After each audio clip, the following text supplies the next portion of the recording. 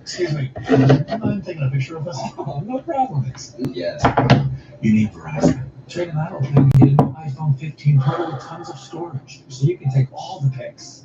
So many selfies. That means panoramic. And as many portraits of me as your heart desires. How about none? Yeah, none feels right. Trade in any iPhone in any condition and get iPhone 15 Pro on us. On Verizon.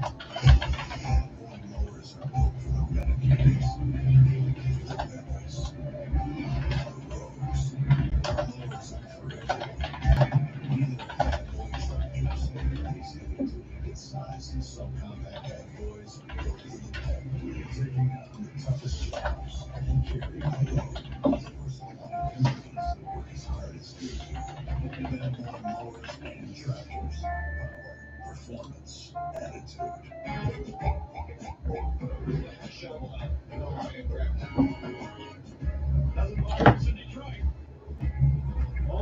What's going on, everybody? John out here with you. It's a monumental Tuesday night, April 16th, 2024. I got my boy Chef in here on the YouTube side, and as always, LGRW, Let's Go Red Wings, that for sure.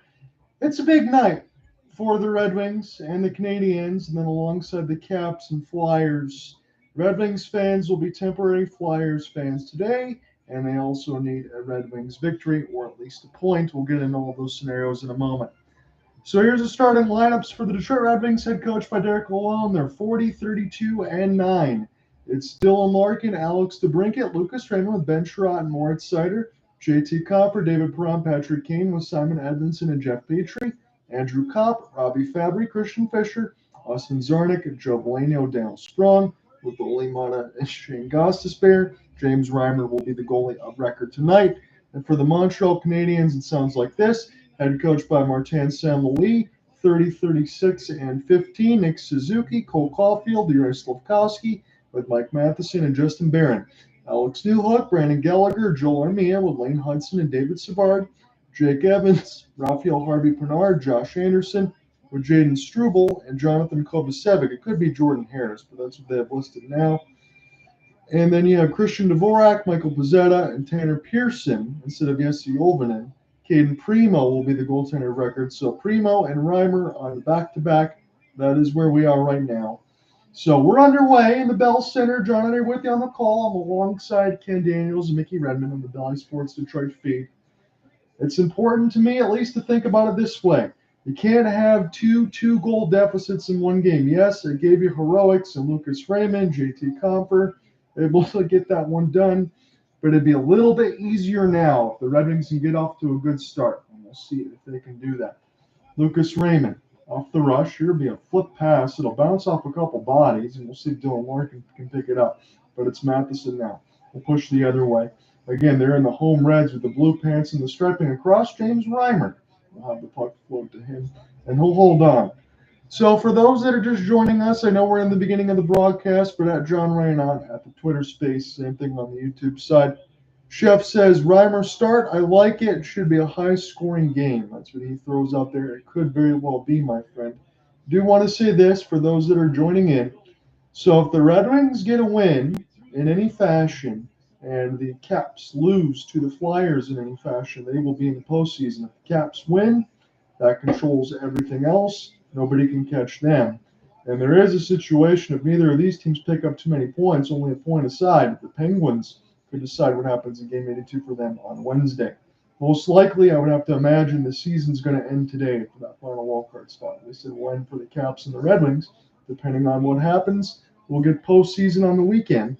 And their winner will likely be facing the New York Rangers. As this is near the right side now, there'll be an opportunity for Nick Suzuki. Here's a wide open pass across the backboards, and this will be stepped away as it's Lane Hudson. Hudson now off the half spin. Gets a chance to keep this in across the blue line, and he'll take this one to the left side boards. As Cole Caulfield gets sandwiched. Moritz Seider gets stick lifted. Somebody lost the stick on Detroit, and a give-and-go back pass does not go in the net. Just in too tight, and James Reimer didn't even have to make a save. Man, oh man, was that close. The stick pretty much was taken right out of the hand of one of the Red Wings defense, and they dodge a bullet. This one's dumped in. So everybody's got their lumber now, and the Red Wings can hopefully get settled here left to right. That's what the Red Wings fans want, as this one's flipped down. Kid and Primo will play this. He plays it right to Andrew Copp. So he'll send it in behind the net. Wrap around! Couple stops there for Cade and Primo as Fabry gets robbed again. It feels like 5 games in a row there for Robbie Fabry. He's been on the doorstep. He just can't score. Petrie will get this one back as it goes in off the kick plate now. Robbie Fabry will send it back to Simon Edmondson. And the forwards for Derek Lalonde's squad will take a change. As the Red Wings look to get settled, they're in the road, whites and the red. Here's a long outstretch pass. Is this one get knocked away? Primo will touch it with the goal stick. Play this one off the back, and here's a jump, kind of like the Shayne Gostisbehere play, but it's in the own end. They're for the Canadians. And now David Perron and Sprong put this around the end boards now. Red Wings lose it, and here's a rush inside the defensive end. Only Mata's going to get there first as they try to go ahead and get a finish check. There's an opportunity off the spin for Matheson. Sweet move. We'll send it back. He was pinned all the way across on the forward side. This would be an opportunity now for Harris. Matheson shoots to the traffic, and Reimer's got it. 16:49 will have to go in this first. Again, this Red Wings start just ahead of what's on the belly bar that I see for Washington and Philadelphia. We're going to keep you abreast of that entire situation. What we did just see was a give, go, give right back from Slavkowski as Seider lost his stick, and so did JT Compher. Compher was the one without one that tried to rush, and Montreal just missed getting the first goal of the game. Would have been a good start for them like it was last night. Here's an offensive zone draw. This is one right to Matheson. Thought about the wrist shot. This time he'll take it. This goes in off the backboards. Reimer, he's in the butterfly near the right side post, but Dylan Larkin will find a way to get this one ahead. Get it now on the right side, looking for DeBrincat. And a couple stick checks. It's Jake Evans. Now he's going to leave it for Anderson as he gets punished across the wall. Red Wings try to finish a couple of checks as Petrie doesn't get it out there momentarily, but Lucas Raymond provides the support. Here's the Cat. And off his backhand now. He'll pivot, and the left side gets pinned against the boards. Dylan Larkin there to provide the back pass. Lucas Raymond has it now on his forehand. Raymond now spins and turns. The Montreal crowd's not getting the power play that they want. DeBrincat off the outside of the cage. He was trying to snipe short side against Primo. As Matheson able to escape this one, get it to his forwards. The D-core for Martin Saint-Louis squad takes a change. Moritz Seider for Ben Chirot. Shots are 2-1. 15:50 left to go in this first. It's nail-biting in game 82 because you know what's at stake right now. Red Wings got to win. They take care of their part, and you got to see what happens with Washington. There's an opportunity as Hudson will get this one up. Yuri Slavkowski. Diving play. Good play by Seider. Never gave up on it. Got it across the blue line with the help of Compher. As the Canadians got to start again. Here's Lane Hudson. Forehand. Here's a one-timer shot. And this one goes all the way around the end boards. Montreal keeps it in. Good saw speed in the left side. That's where Raymond scored the other day. Cross pass. Savard. Extra stick in the lane. Compher gets a piece of it. Try to find it to Kane and throw it to anybody. Here's an opportunity now for Suzuki. It's Hudson. He'll go D to D. Not a Nick Suzuki from Savard. Crisscross. Lane Hudson. Skate right in. Here's the pass. And this one is broken up. And Detroit able to escape the danger. We'll get this one down across the ice. It bounces off Andrew Copp. Here's Slavkowski. We'll get it right back in his own end. As Montreal wants to go right to left. They had some very dangerous pressure here in the first, but it's still scoreless. Here's Ghost. Slap pass. So we'll put this in around the end boards now for Copp. As they're going to collide a couple players between the Red Wings and the Canadians. They're the right side board. Red Wings keep it in. Ghost now. Right circle. Shoots it. Caden Primo closes the 5-hole. He's got it. 14:32 in the first. 16:32 on the belly bar for Washington and Philadelphia. That one's still scoreless. That one's at Wells Fargo Center. For those that want to know why I keep referencing that, well, it all depends on what the Caps do. If the Red Wings make the playoffs, even if they win, they control the last fortune of destiny. An escape blade in the air after a fall from Yuri Slavkowski caught a piece of Compher. Luckily, did not slash him. We've seen some of those situations in the NHL throughout the years. Looks like Compher's okay. He caught an edge on the part of the visor, maybe. My goodness. As this is near the left side boards. Evans loses it as Joel Armia can't find it. Now Valeno trying to hit Sprong as this is sent back around now for the defense. Sent back here for Jaden Struble, who does get the start alongside Jonathan Kovacevic. It's Valeno now, right side red line. Valeno off the spinning turn, still dancing with it. He's just trying to spin himself around to find some open space. Huge hit! Takes one of the Red Wings off the puck and behind the net. Now here's an opportunity for Alex Newhook, second line for Martin Saint-Louis. They'll drop near the left side, intercepted by Gostisbehere. Larkin. Go ahead and get this one in as I'll flip it in. That's Austin Zarnik, 21, not 71. We'll go ahead and take his change. The Derek Lalonde squad gets their new forwards. Martin Saint-Louis forwards get changed, and Mike Matheson has the puck now. He'll make the outstretch. This one is intercepted by 71. It's a race for the puck, but Lucas Raymond can't get there. He did provide the support. And now outstretch feed. Matheson, left side. We'll take a shot. This one goes up the backboards. We'll see if Larkin gets there. Yes, he does. Turning on the burners. Here's a good cross pass for DeBrincat. Feed it right back to Larkin. That one just too wide. Larkin, good outstretched stick as Red Wings just able to keep this one in. Now DeBrincat shoots it immediately. Caden Primo's got the save as it was let go just outside the left circle. First break of game 82. We're scoreless between the Canadiens and the Red Wings.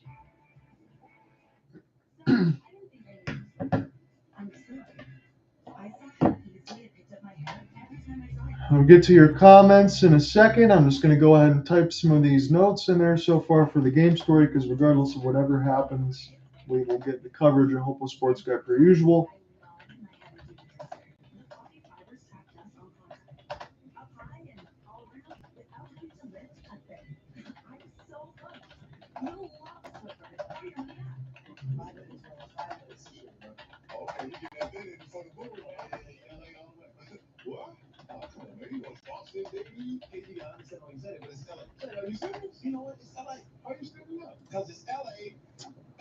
So I appreciate you guys joining in on this side. Again, we know what's at stake right now. I will give you scoring updates as they go across the board. We do have other NHL games in progress, but really all that's been decided except for WC2 in the East. The Caps and Flyers still scoreless, 13:44, and that first puck is in the crowd.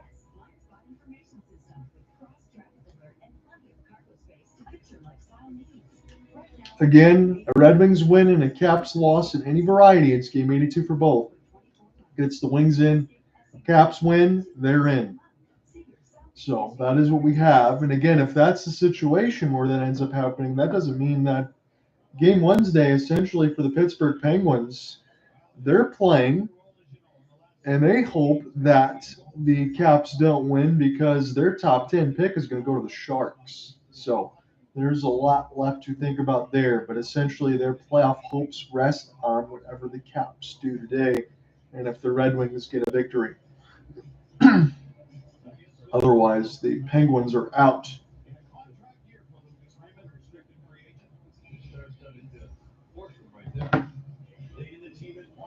So we'll get back into the play-by-play here. Offensive zone draw for Detroit. They'll get this around the left side. David Perron off the half spin.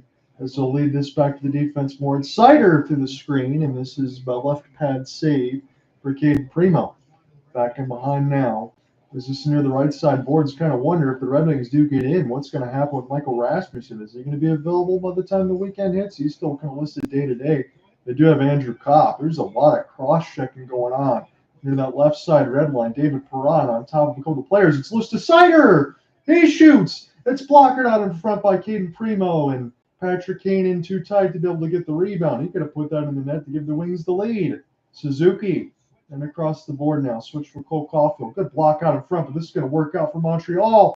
Here's another pass. This one will fall right to James Reimer. He made the right decision. He's going to hold on to it. 5 shots to 2. We are scoreless right now. 12:09 left to go. JT Compher gets slashed across the face as Yuri Slafkowski got upended. He got cut. And we're going to see if JT Compher comes back in. He was on the nose side of it. They might be down a forward. Hopefully JT Compher not cut too seriously, but when you see the skate blades go in the air toward the face, get a little concerned. But JT Compher may be getting some stitches, and we'll see what they're going to do with the different lines. That's what they're mentioning with Mickey Redmond. So keep your eyes peeled, and I will, and give the vocals across for JT Compher, whether or not he comes back by the time of the second period. But that's something I'm really going to miss. Here is off the draw. Opportunity for Christian Fisher, chip and chase. Fisher, good work, be able to get this to the right side boards. He was able to win that puck all by his lonesome. And now near the right side, as the Red Wings down a forward, who are they going to double shift here? Maybe Copp, as this is near the right side, only Mana, Fabry, as this one's put in around the kick plate.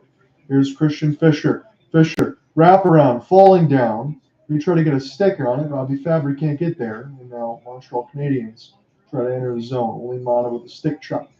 Still busy and behind James Reimer's net as Robbie Fabry will send this one across. Fisher, extra pass across the rush, little too strong. And now couldn't hit Mana in stride. As Montreal Canadiens in between a couple changes. Good steal for Lucas Raymond.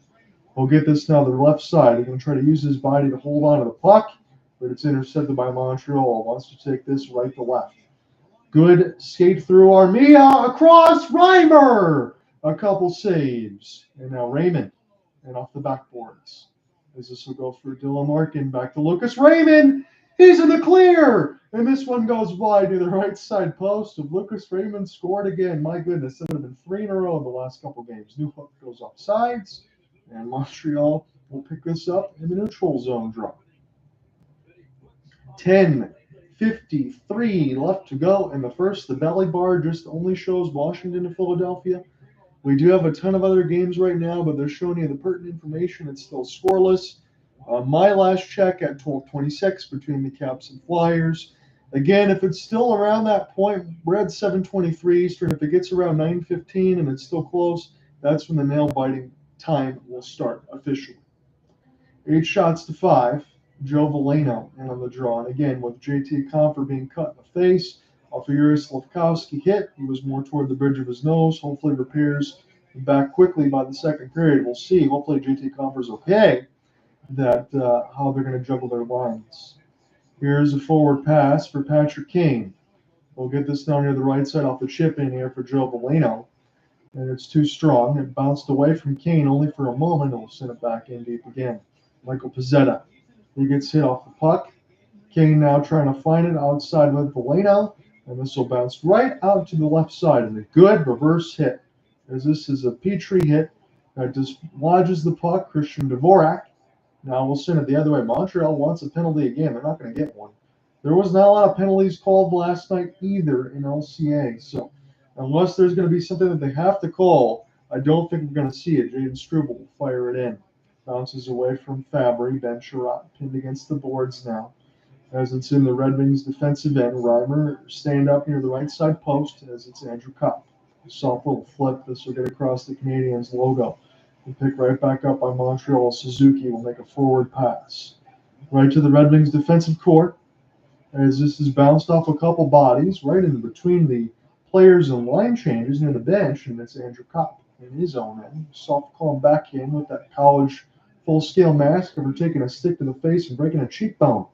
Seider now will send it across for Ben Sherratt. Sherratt will put this in across the red line, fired in. Caden Primo goes back behind his net to stop it. 9:15 left to go in the first. John out here with you on the call. It's game 82. The regular season is going to come down to this, to see who makes the playoffs and who plays on Saturday. As this is sent back in. DeBrincat trying to give chase with Lucas Raymond. Raymond is the first to get to it now. As it's backing around the cage for the Cat. Cat gets all turned around here. Larkin tries to join in. And now Petrie send it back around the kick play. Dangerous pass. And Caden Primo gets it in the webbing of his catching glove. Larkin tried to catch him off a backhand. We'll go to break. Still scoreless in the first.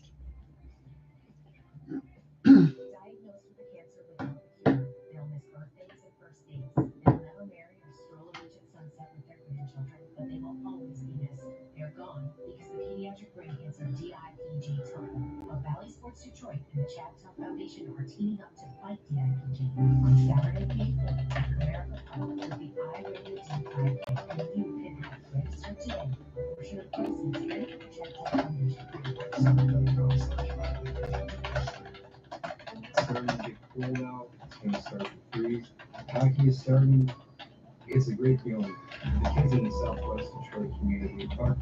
because of the opportunity to play hockey for free.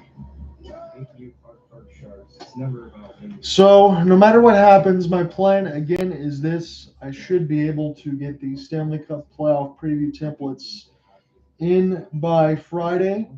And my side of it is I'll get that all done before the games tip off on Saturday. I think we're going to do the East first and the West second, depending on what happens. I'm going to probably, after this game is done, write up the story, kind of set the lay of the land, and then I'll get a couple of the templates done tonight. So then that way I can kind of get everything in motion for Wednesday to really have a hard day of work. Thursday will be plans, and Friday will be the shows on the side of it. My hope is maybe even late Thursday night, probably by every time everybody's asleep, unfortunate. But then Friday, it'll be on the YouTube side at John Raynott, the 4 capsules apiece. And we will see what ends up happening on both sides of the conference and how it really goes. Because you got 16 teams, you have the 8 games across the board there between 4 and 4 split. In the first round, we do those capsules, and then I do a Stanley Cup Finals capsule. Again, as I've said, excuse me, I do have Cooper Hopkins with me for the playoff side of it. I sent him a text yesterday. He's still traveling back to Seattle, so he couldn't join in on this cast today with me, but he'll be covering some games. Alec Nava, if you're interested, on the Twitter X space at .Yinzer Alec, is covering the Austin Matthews 70 goal chase. Red Wings back in the play here, as this is an offensive zone draw. Patrick Kane will shovel this one across the left side red line, as this is recollected now by Raphael Harvey-Pinard. Canadiens got a 2-on-1. Here's a cross, and it's in the back of the net. And we start just as we did yesterday with the Canadiens out in front, a 2-on-1. No chance for James Reimer to make the save. And Derek Lalonde can't believe it. But that was an easy goal, and I think that was finished off by Alex Newhook. So Armia steals it in his own end. Here's a pass for Brandon Gallagher. He'll send it right across, and Newhook, no problem for the lefty. On a 2-on-1, Gallagher gets the primary assist.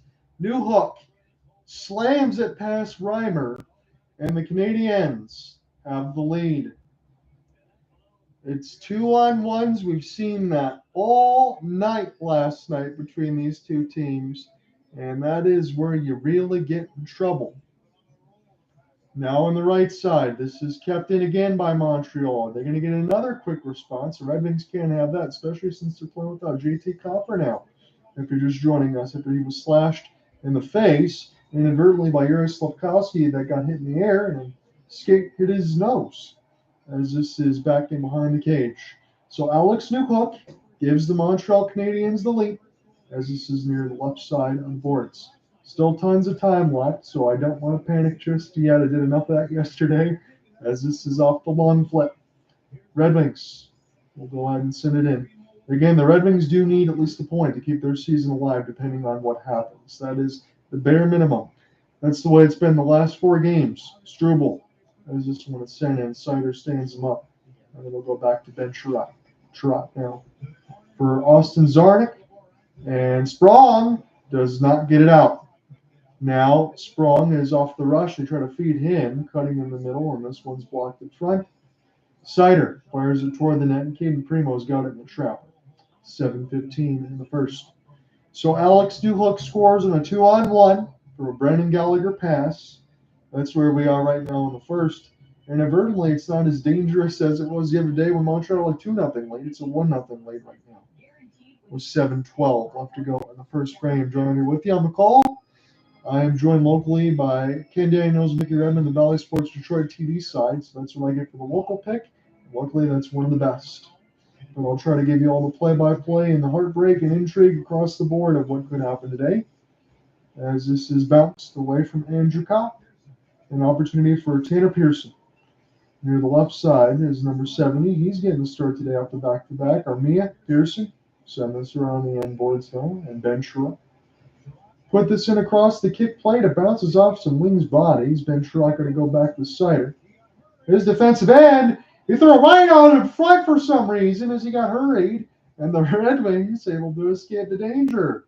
Copp, Valeno, chip, and near the left side boards, Valeno pin, Andrew Copp trying to get a stick left. David Perron also out there as well. Looks like Derek Lalonde is mix matching all of these lines to cover for JT Compher to keep everybody fresh in this back-to-back. Because you know energy is going to be pretty low, but the neutrality of the situation here for both of these teams, it should be able to keep you enough. Caden Primo turns it over right to Austin Zarnik.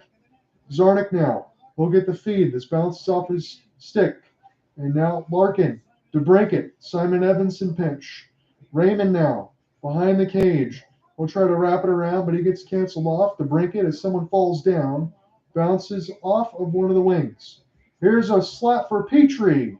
And Primo has it to close the 5-hole. 5:54 left to go in the first. Montreal gets first blood. It's Alex Newhook, 1-0 lead for the Canadiens. You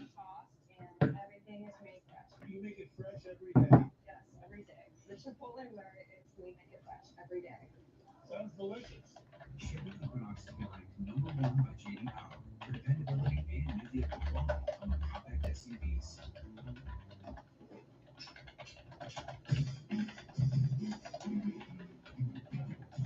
In other words, it's really good.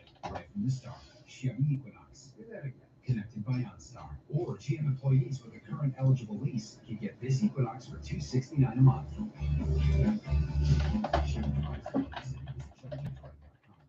FanDuel Casino has your chance at the #1 fee, winning, which ranks even higher than the 18th best fee.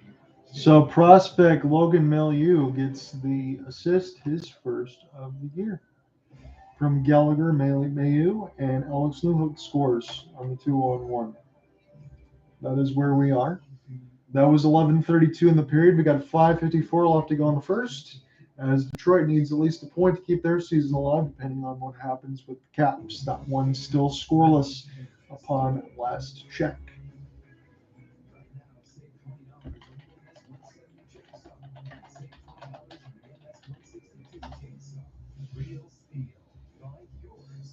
Brought to you by your Metro Detroit Chevy dealers. We thought at home Washington might be down a goal early. Joel Farabee with a shot on goal. The officials think Charlie Lindgren has it, and the whistle blew, but he didn't have it. The puck went over the line. They reviewed.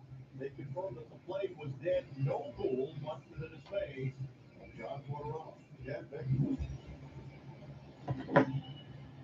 So here is heart attack value, and again, I'll tell you, it was no goal. We saw a preview feed from Bally Sports Detroit from Philadelphia and Washington. Puck crossed the line past Charlie Lindgren, but ruled goaltender interference, no goal. So Patrick Kane, now Shayne Gostisbehere, he puts it. This goes up the stick shaft of Caden Primo, again, son of Keith Primo. Again, so that's always the blood that's always shared across. There's a late hit from Gostisbehere.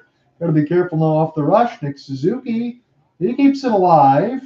Good play here for the Canadiens as they're very patient. Now around the left side, it's Lane Hudson. High slot. He shoots to the traffic. Stopped by Reimer. Still very loose. Ole Mata now with the defensive core for Shayne Gostisbehere.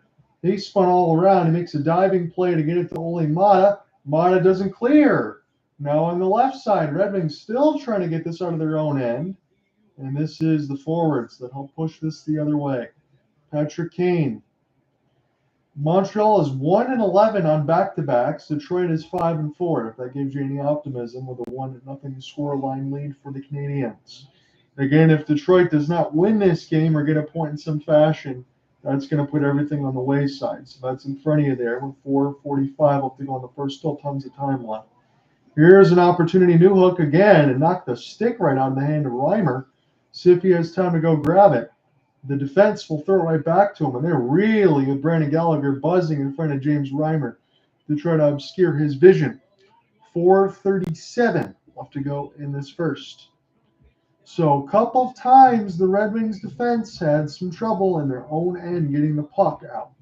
And that created some big problems. James Reimer able to bail them out with the latest save. The one goal against Reimer right now off the 2-on-1 one-timer was not his fault. And again, I can say that with the utmost respect to Reimer. Nobody's stopping that. 4:37, as this is now a defensive zone face-off win for the Red Wings. Raymond And this will put this in. We'll hit it off the stick shaft to Caden Primo as it's cleared in around the end boards now. This will be Mayu. We'll send this around. Logan will able to get it to his forwards, but stick lifted, and Dylan Larkin will have the excess puck. Will fire it in, and goes up the glove hand of Caden and back it around the cage. Montreal, as Alex DeBrincat was trying to go ahead and vulture that puck, they'll find it now again in their own end. It's Alex Newhook. He's the goal scorer. Matheson, touch. This is cut to the middle. Good defensive play by Seider, and Alex DeBrincat trying to hit it with the stick as this is sent back in. 36, 22, and 9 are the Red Wings when Larkin is in the lineup. That record is a heck of a lot better than it is when he's not. As Simon Edmondson with David Perron. Perron now will get held up there momentarily off sides against Detroit. 3:38 left to go in the opening frame. Still scoreless between Washington and Philadelphia as well. That's 7-17 in the first. I'll give you a full scoring update across the league when we get into the first intermission, as well as our reset. Again, for Cooper Hopkins, again, I know he can't join, but the Flames and the Canucks, it's the last game for the Calgary Flames in the season. And I've heard that they might move on from Andrei Kuzmenko. I don't see that. I hope he stays as a Calgary Flame. That was a good pickup for them. As this is near the right side, Raphael Harvey-Pinard throws it right to David Perron. We'll bounce this off the skate. This one set back in by Montreal. And Detroit can settle things down on the road white with the red striping. And at the Bell Center here. Now Valeno will fire, and this one will go into the netting. On the play. 3:05 left to go in the first. Shots on goal are 10-8. Even with the Red Wings down 1-0, this is a much better start than that first game. Just yesterday on Monday between these two, even though it turned out to be complete heroics, they needed to have a better start. The defensive intensity is there. Now they're just going to have to find some goals. Maybe it'll be the third period, but the thoughts and attention will be with JT Compher, whether or not he returns for the second or whether he's done for the day, because even off the back-to-back, as he got cut across the bridge of the nose from a Yaroslavkovsky hit, when he got hit in the air, hit him in the face, the Red Wings are down a forward, and they're playing off a back-to-back, just like Montreal. So how much energy do these two teams have in a game of utmost importance? Here's a face-off. Red Wings win it in the offensive end, and they'll wrap this around the kick play. Here's Copp, Fisher, kind of running into each other's skate blades right now. Andrew Copp puts a stick in between the legs. And now this will be sent down.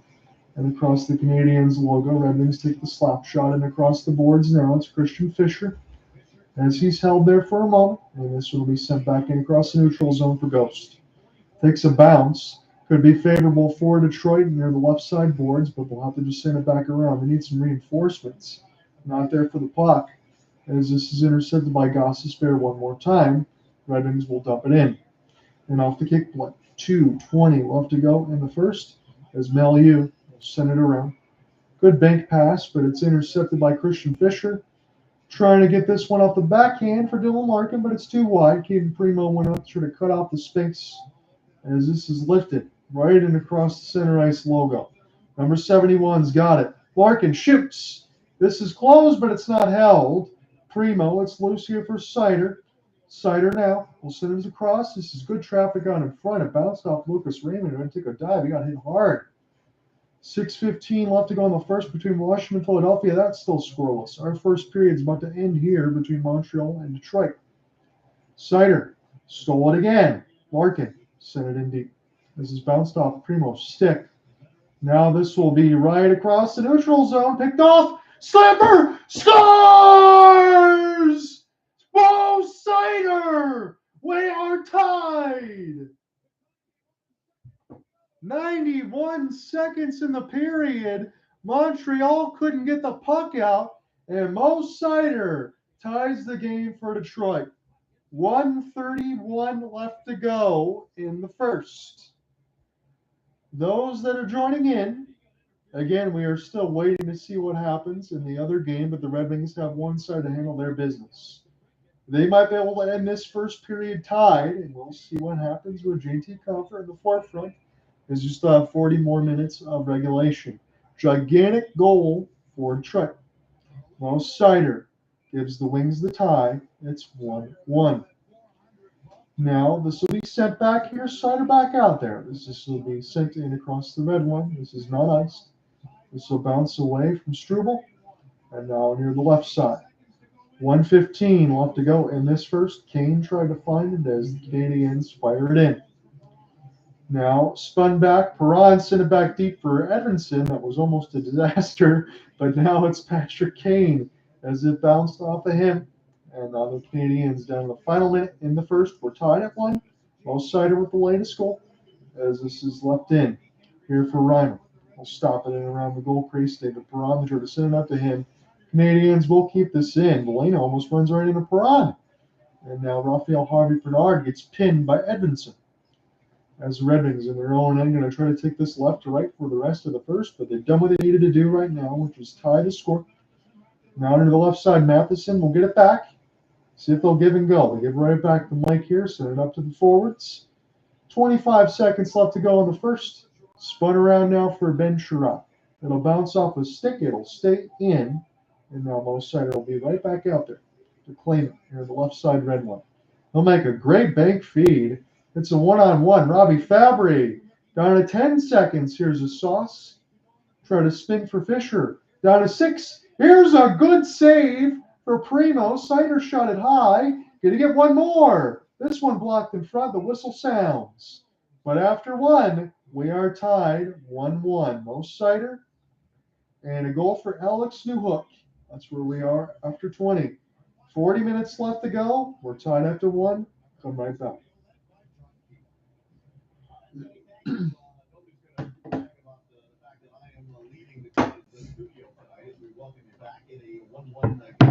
So the Red Wings are pulling out all the stops here. They got Larry Murphy and Chris Osgood in studio, and this might also be the prep no matter what happens even afterwards.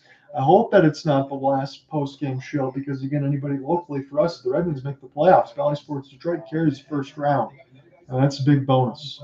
So you don't just have to listen to me, but I will be here to be able to do the games. I imagine, hopefully, at least at that point, for all the games that Cooper Hopkins and I have done with the Calgary Flames, I'm not going to say but I think he'd be more than happy to do a Red Wings game with me should we get to that point on the weekend.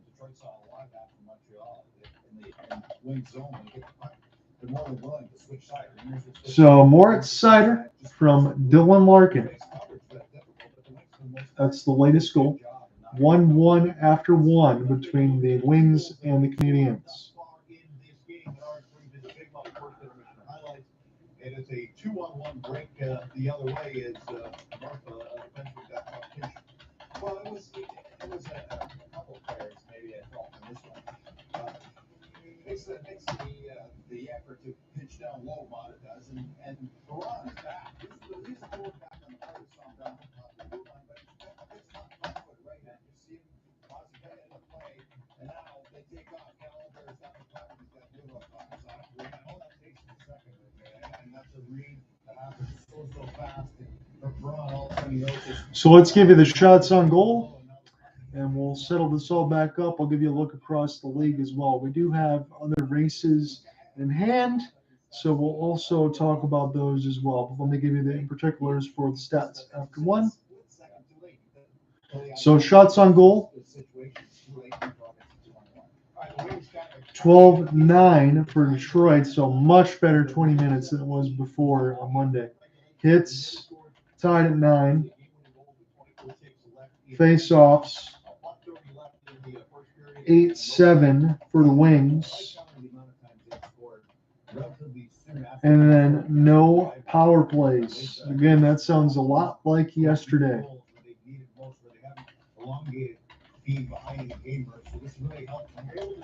And then I'll already start the second period side of it. Does Compher come back? Question mark. I'll throw that out there. So Compher got cut as Jerry Slavkovsky had his skate blade in the air off a hit. Inadvertent there, but it hit Compher on the bridge of the nose and sliced him pretty good.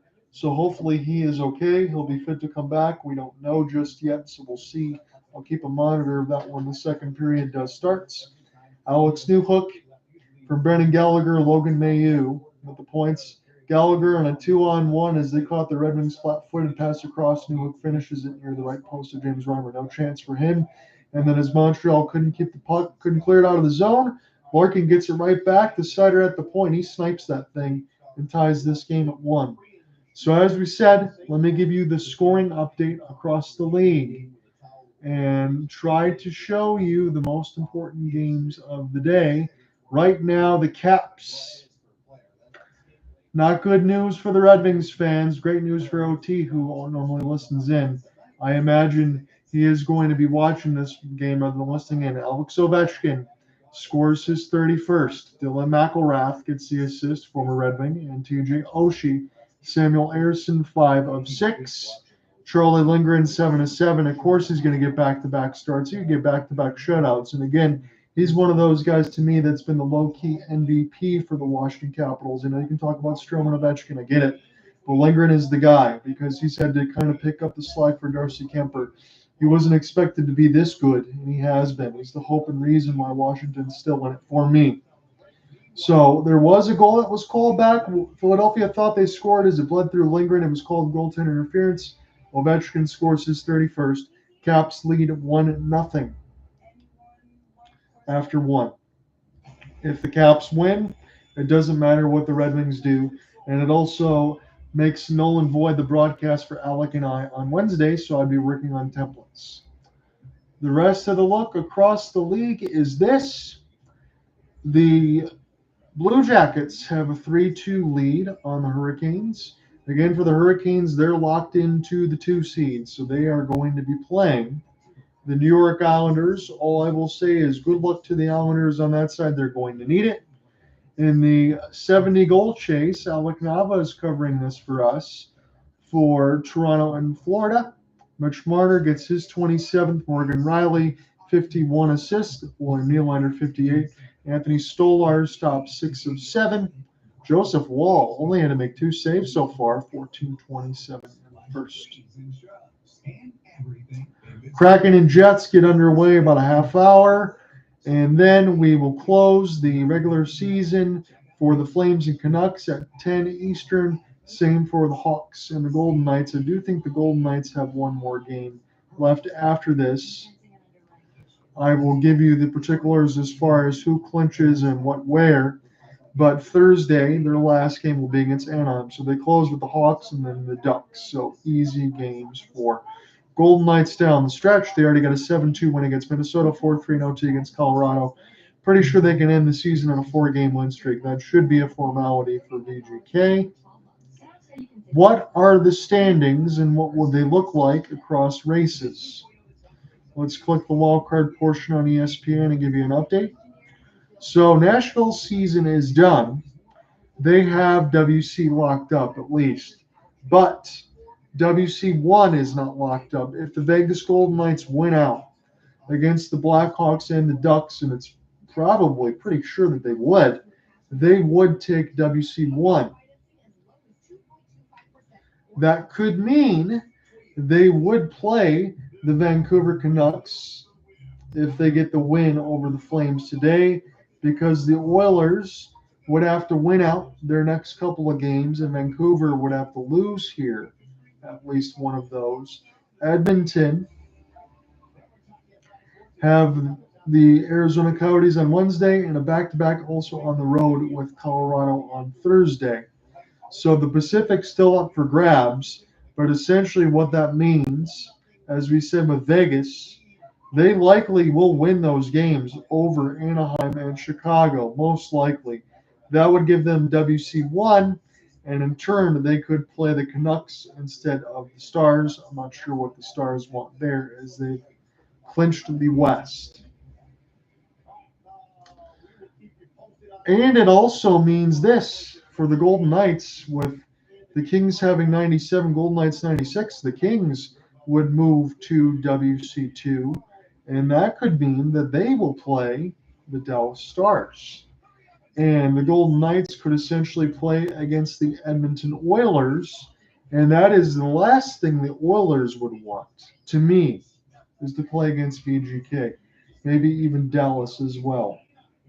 I just don't see the Golden Knights losing to the Ducks or the Hawks.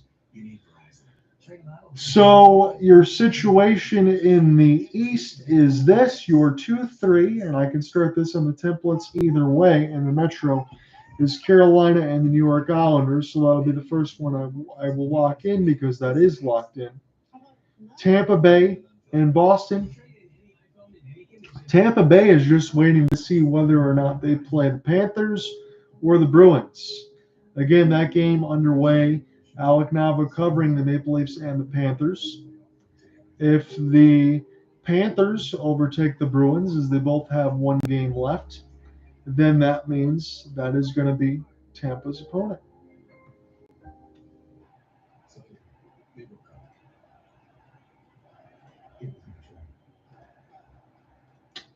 Other 2-3s or anything else that I see right now, I feel safe in saying that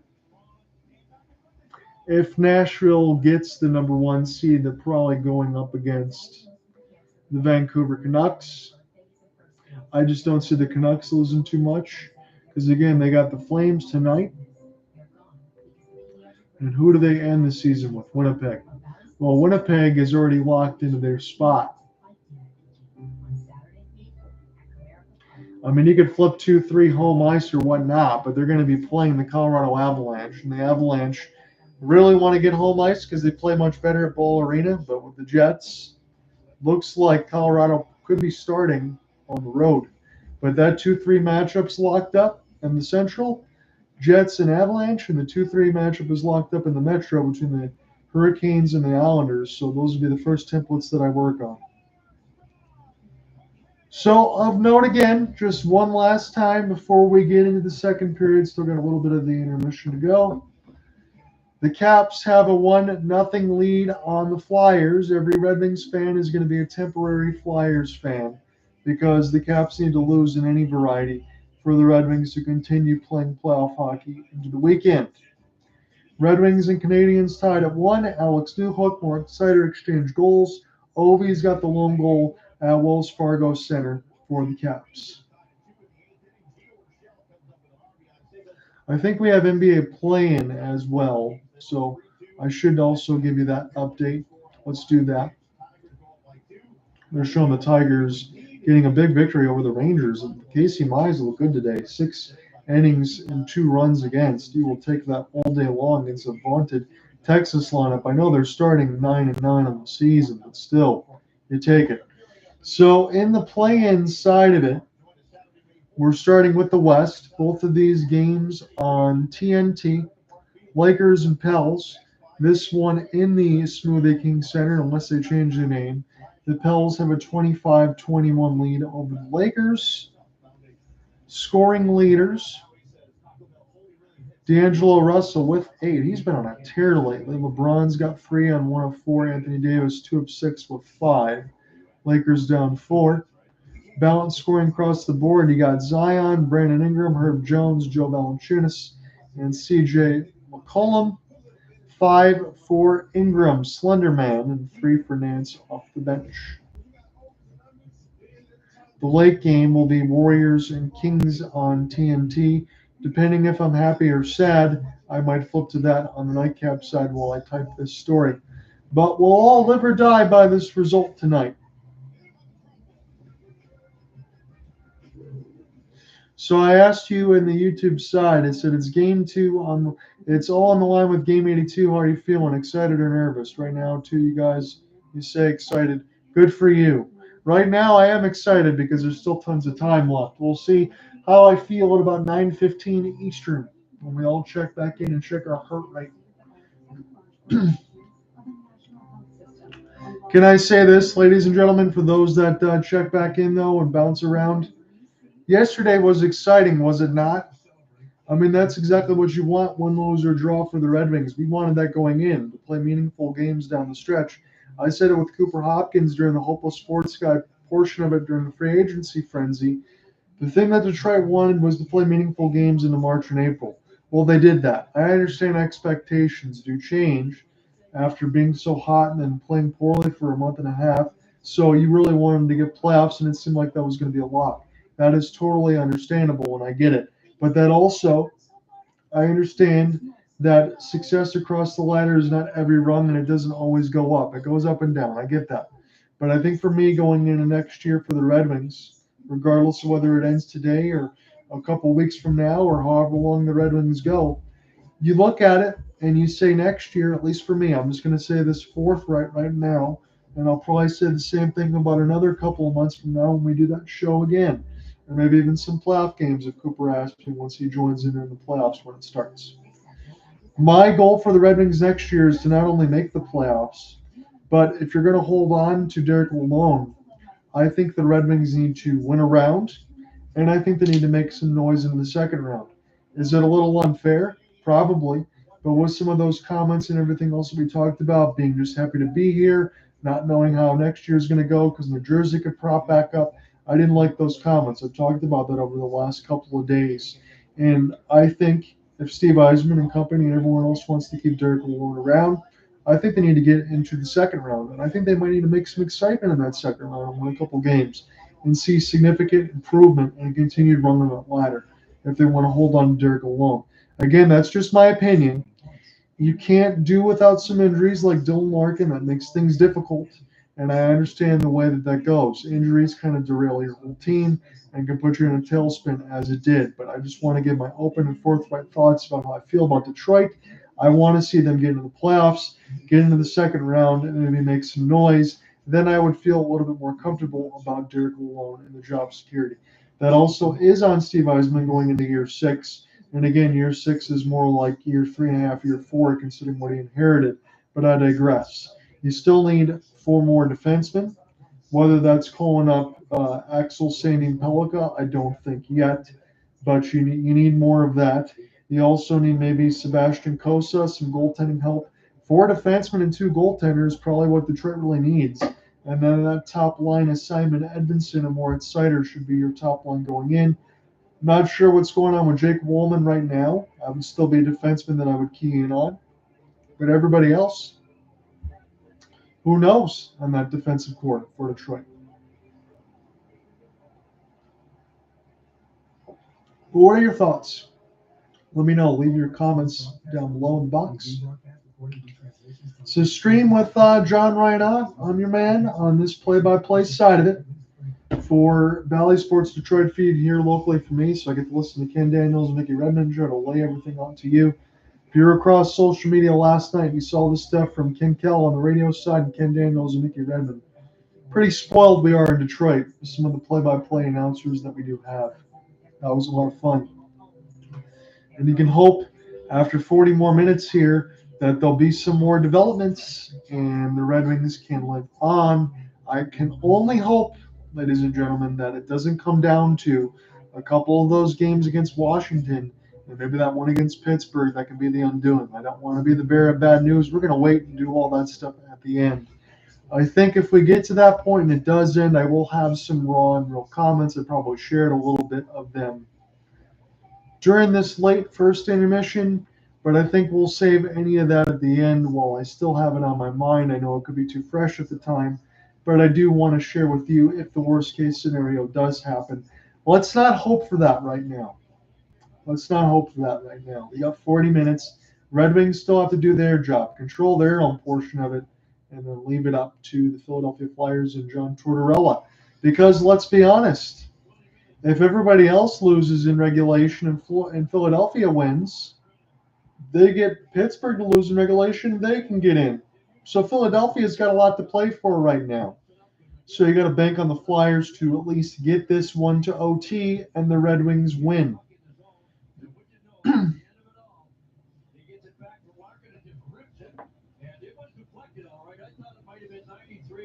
Right there, but it was Slavkovsky, number 26 for Montreal. Number 20, my old number. Yeah. So it did change direction, so nothing for people to do on that. They've added an assist to Raymond, so Seider from Larkin and Raymond, and good news. So Lucas Raymond gets an assist on the latest goal.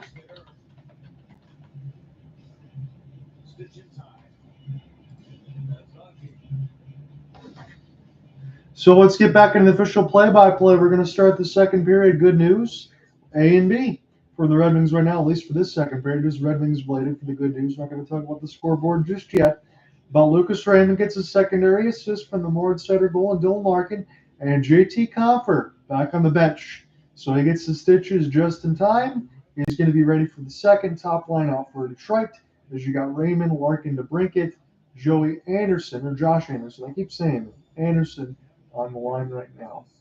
As we'll take this draw one more time. John on here with you. We're in the Bell Center.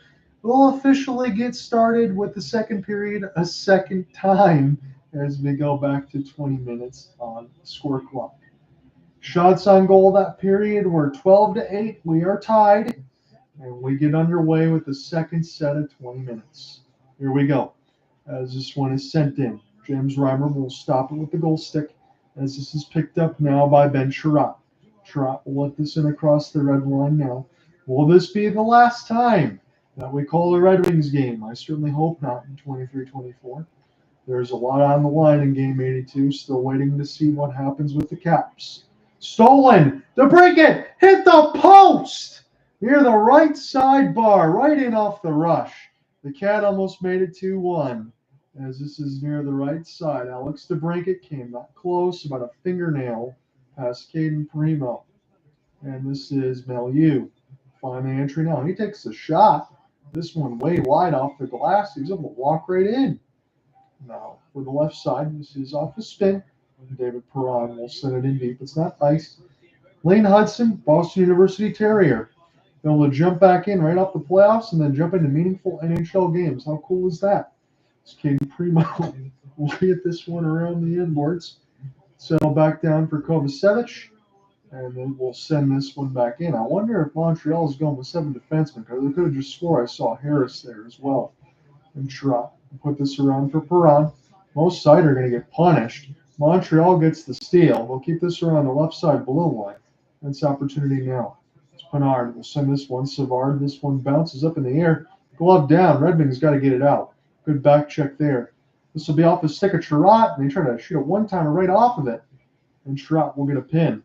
This is still in the Red Wings defensive end now. Montreal with some good pressure. Martin St. Louis done a good job considering with the Canadians, and even though they're in the midst of a rebuild, I think in a couple more years, folks, it's going to be very dangerous in this Eastern Conference. So you will have to look out for them with 18 minutes left to go in the second. I'm going to give myself a cough drop.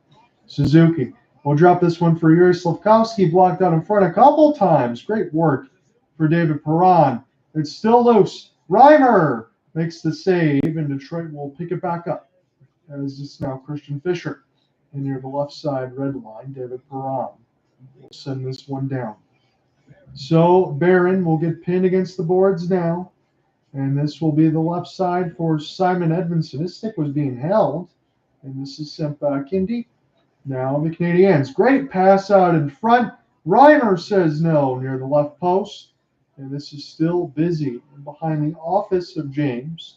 And it's sent in off the Copp. The boards and the glass. Andrew Copp, nice work. Gets it on the right side. Slow up, stop, pass down the middle. And this was a stick in the way. As Edmondson fires, big rebound. This one goes off the outside. Red Wings send it to the front of the goal crease. A rush. Joel Armia, sauce feed. Edmondson breaks it up nicely. Now a rush the other way for Detroit. Spin and turn.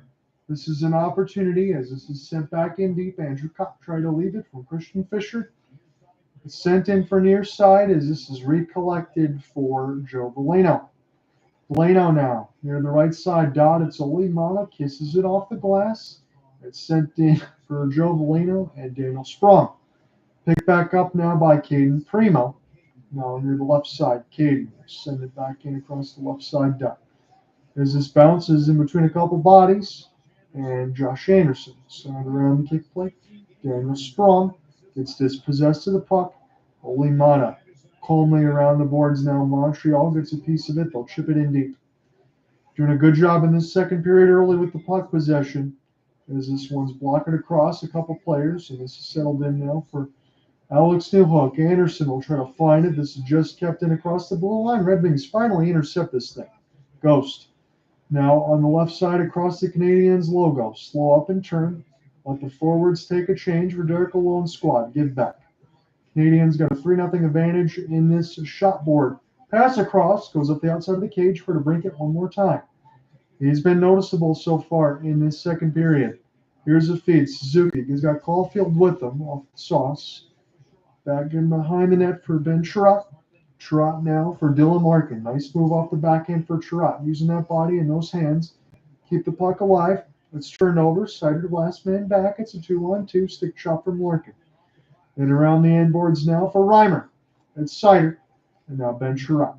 Chirot slowly, but he can't clear it. Near the right side wing. Here's an opportunity. Matheson try to find Suzuki as this one's near the left side glass. Back in behind the net now, no penalty. Yuri Slavkowski makes a back pass, but it's not a good one. And the Canadians will have to start again. 14:50 left to go in this second. It's tied at 1. Alex Newhook and Moritz Seider with the goals respectively. Still 1-0 Washington in their game against Philadelphia. Detroit needs a win, and they need Washington to lose at least in OT. Philadelphia has got to get some points here. They got to get a win. This is now near the left side. Compher gets it back to Petrie, back to JT. He shoots it through the traffic. It's loose out in front of Primo. One of the Red Wings falls on it. That's David Perron. But Primo's got it.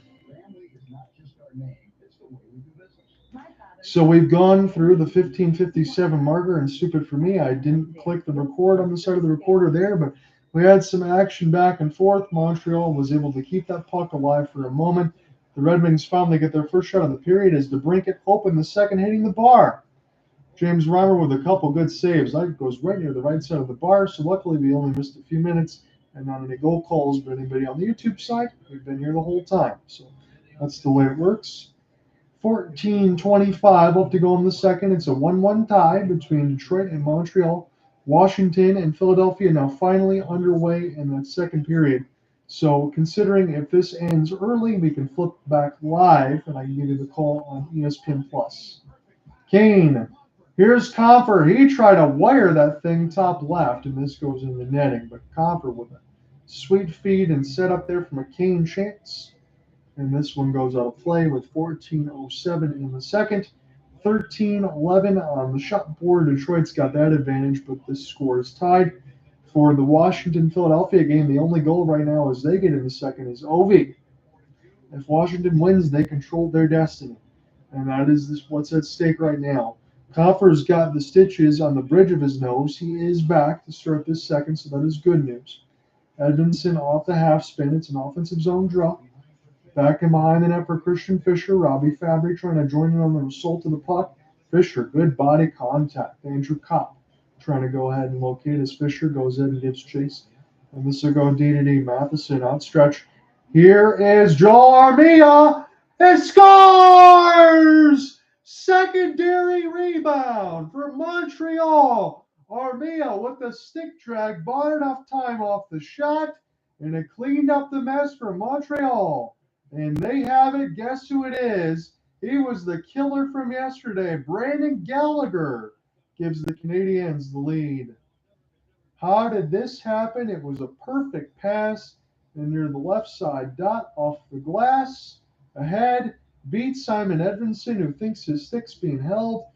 Seider goes for the shot dive block. And Brandon Gallagher cleans up the mess. Great move for Joel Armia with the toe drag swag there. Keeps it alive. Gets his shot off late. And Brandon Gallagher right there to clean it up.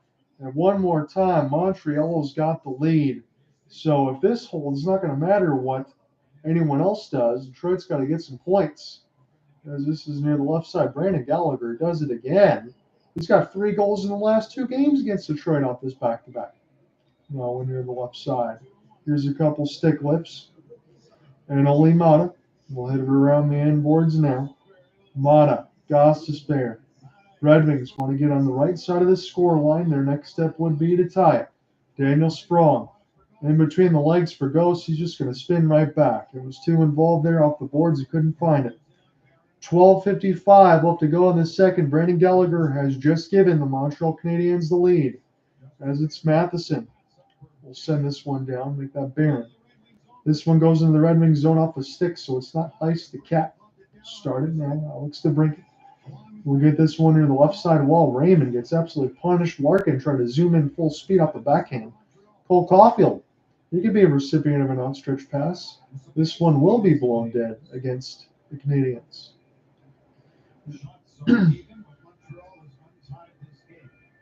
So shots are even 13 apiece, but Montreal is just untied it courtesy of Brandon Gallagher, Joel Armia. Really nice play as Edvinsson got beat. Seider went for, I think it was Petrie, they went for a diving shot block. They completely missed. Armia, and it was Reimer that made the first save, but Brandon Gallagher able to go ahead and clean up the trash and get the goal. So defensive zone draw from our San Luis squad racing down the right wing side. Here's a flutterer. This one almost went through Reimer's backside. Now DeBrincat picks it up. Here's a feed. What are they going to do? It's Raymond now. He sends it out front. Charrat stopped by Primo. Larkin shoots it. And this one stopped by Kane as well. 12:06 left to go on the second. Raymond made it all happen. Larkin and Charrat get stonewalled by Caden Primo. We'll take a break.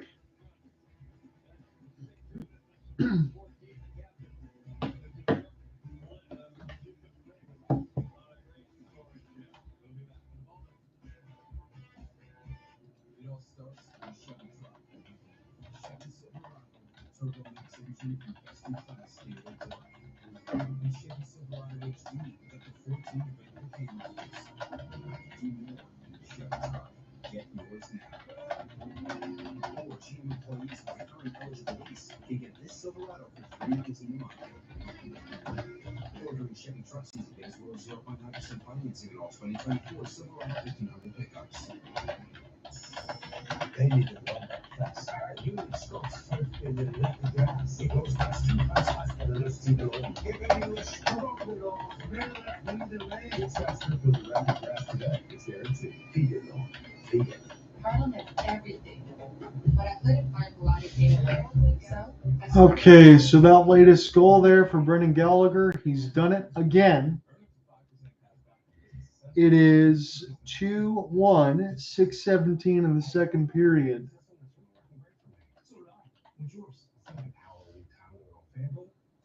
So Gallagher from Armia and Jaden Struble. So what's your system? What's that? What's your system? Every better has a system. Make FanDuel's responsible gaming tools a key part of yours.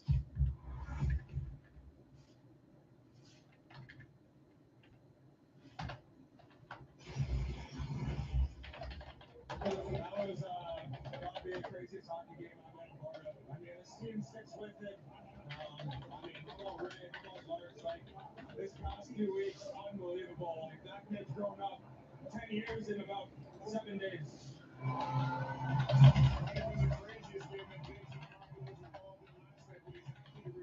So we don't know if Edvinsson was hooked or not. That would have been awfully close. The main thing is they got beat down the ice, and that's how they conceded a goal to Detroit. Back underway now. Another defensive zone draw for Montreal. And they'll try to get this one left to right again. They are in the home of Reds with the blue pants and the white striping. Red Wings are in the road whites with the red pants and the white striping across. Again, I'm old enough to remember when it was reversed, and I missed those days. As this is Patrick Kane, but we're going to usher in a new Red Wings era. Off the drop, Patrick Kane looking for a tip deflection at some point, but at least we're in a new era now. I'm still holding out hope. This game's still close, and the Washington-Philadelphia game is close. Raphael Harvey-Pinard gets pinned against the boards, and now it's Jake Evans. He's got a player with him off the rush now, as it was Matheson, and this will be sent back around the end boards. Gallagher. He's already got the latest goal, a couple points in this game. He was excellent last game with a couple of goals. 11:05 left to go in this second. Red Wings down a goal. Shots are 14 aside. This is an opportunity here for Shayne Gostisbehere and the Red Wings and Derek Lalonde squad to take a change. So Shayne will let everybody take a change and 4 new reinforcements for Detroit. They'll gain it across the red line and fire it in and see what they can get out of this. Andrew Copp trying to get that loose puck. Red Wings off the back skate. It's Jeff Petrie. Petrie now. Settle it down for Simon Edvinsson. Will take the forward feed. This one will be sent in. Caden Primo stop it with the goal stick. This bounces off the end boards.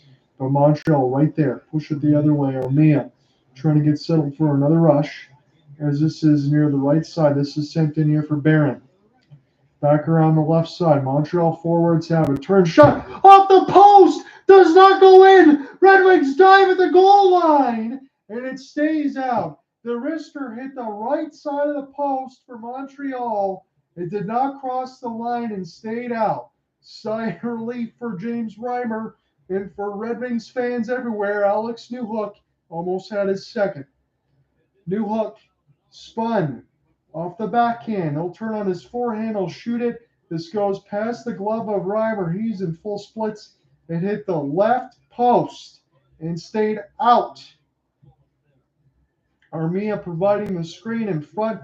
Goes off the bar. Bounces right back to Reimer. Edvinsson nosedives himself into the goal crease to make sure that puck doesn't cross the line. Red Wings could have went down 3-1. Larkin can't win the defensive zone draw. Saved by Reimer. As it's now with Dillon behind the cage, but he's thefted. This is the Canadiens. Turn and shoot. Reimer spun all around. Loses his goal stick. Here's an opportunity now. Gets it back.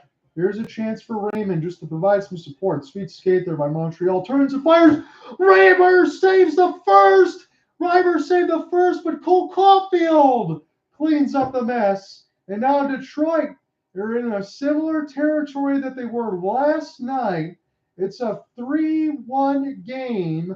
Cole Caulfield gets Montreal up by a pair.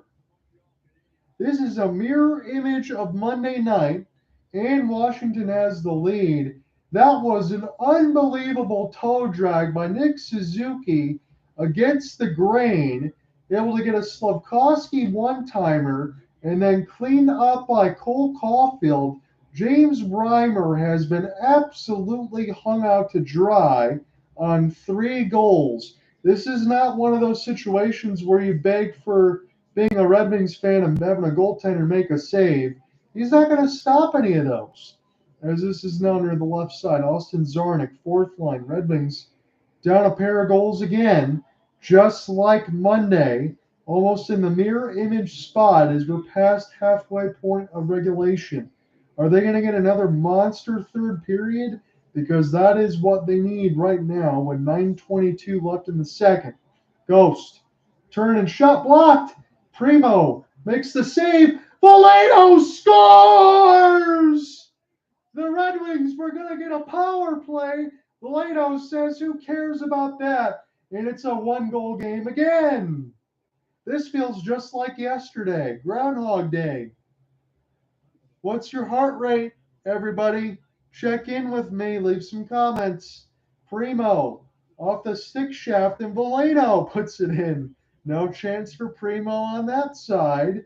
It's 3-2. A knuckle puck. And Joe Valeno first to get to it. I think Montreal was assuming after Zardik got absolutely wiped out, they stopped playing, that there was going to be a penalty call. Matheson didn't have a stick. He couldn't do anything. Pearson couldn't either. And Valeno, Johnny on the spot, makes it 3-2. Roller coaster. Let's just go up and down here. 9:15 in the second. It's still 1-0 Washington. I am waiting with burning intent to see if that scoreline changes alongside every Red Wings fan in the country. 9:10 left to go in this second. I think it's only fair that we lean with the Red Wings as far as the score sheet, only because of the situation at hand and because this series has been so damn exciting through these 2 games. How do you not? As this goes near the right side, David Perron. We'll see if Suzuki can make some more moves. Again, he set that all up for Cole Caulfield and Yuri Slavkovsky. That was unreal. As this is now on the left side for Simon Edvinsson. 3-2, the cardiac Red Wings are trying to keep this one alive again. David Perron. Here's a chance. Kane slowly picks it up. Full stick drag. Send it back near the left side wall. Raymond's feed. This one taken down. Are we going to get a penalty call? No, we're not. I don't see any hands in the air. Cole Caulfield off the rush. He's dangerous. Off the backboards, Reimer says no with the left pad. Settle back for Simon Edmondson.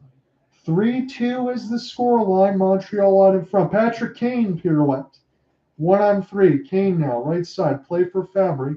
Fabry bumped off the puck. Maybe you'd like to see Showtime make a little more. Here's a chance in the slot for Fisher. This one picked up by Chirot. Off the backboards now. Fisher trying to join in. He gets the steal. Left side chance blocked again. Picked up by Detroit. Slapper. Stopped by Primo with the left pad. 7:35 left to go in the second. Montreal with Cole Caulfield will take the long flip. He's got the go-ahead goal so far for the Canadiens. 7:25 is this one. Bad turnover. Loose out in front. Reimer bails his team out. 7:24. Uncharacteristic turnovers, but it could be characteristic considering how the Red Wings have played all year. Joe Valeno with the latest. He answers Cole Caulfield's goal. They're still only down by 1.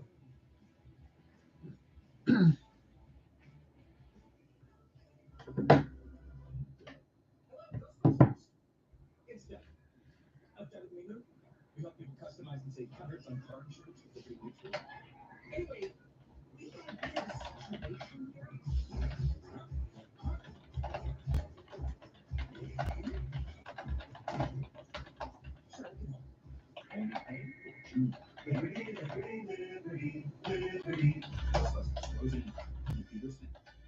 Your roof takes it all. From peak to down. And your valley takes on a lot of weather. Courage focus on what we do. Thoughtful solutions that eliminate leaks. Visit currentproducts.com and save $1,000 on your roof. Excuse me, would you mind taking a picture with us? Oh, no problem. Yes. You need Verizon. Trade Rattle Training gave you iPhone 15 Pro with tons of storage, so you can take all the pics. So many selfies. That means panoramic. And as many portraits of me as your heart desires. How about none? And then unfiltered. Trade in any iPhone in any condition and get iPhone 15 Pro on us. Only Verizon. Looks like you need a vacation. Just enter 5-hour energies where with the Tide Take You Sweets. You want a $10,000 dream beach vacation. Go to 5AGTide.com to enter. Enter today and find out where the Tide will take you. Awesome, crazy. Bounce blocks around the front of the Montreal net. Detroit gave the Canadians a dose of their own medicine on the forecheck with this shit. That's quite the shot by Gostisbehere. They whip him. He left hook Seider in front of the net. And if a penalty gets called, for some reason, Primo went to the top. He got totally distracted by something. There's a crazy foul. So Detroit in front of him. Right? They look at it. They turned left like, what's going on? Very weird, but Detroit takes it for sure. In seconds after they go through 3-1. And it's from Gostisbehere. 7:20 left to go in the second. Wrister stopped by Reimer. Logan Mailloux again. He's looked pretty good in this game so far, the rookie. As this one is settled back down across for Raymond. Again, I know all the other stuff that was going on with Mailloux, but that's not what Montreal's thinking about right now. They want to be able to see if they can go ahead and get some points, and we'll figure all that stuff at the end of it. I won't even open up that can of worms. As it's Larkin, Raymond. This is dropped here for 71, and I think we're just going to get an offsides here. 6:52 left to go in the second. John out here with you on the call. It's a 3-2 scoreline between Montreal and Detroit.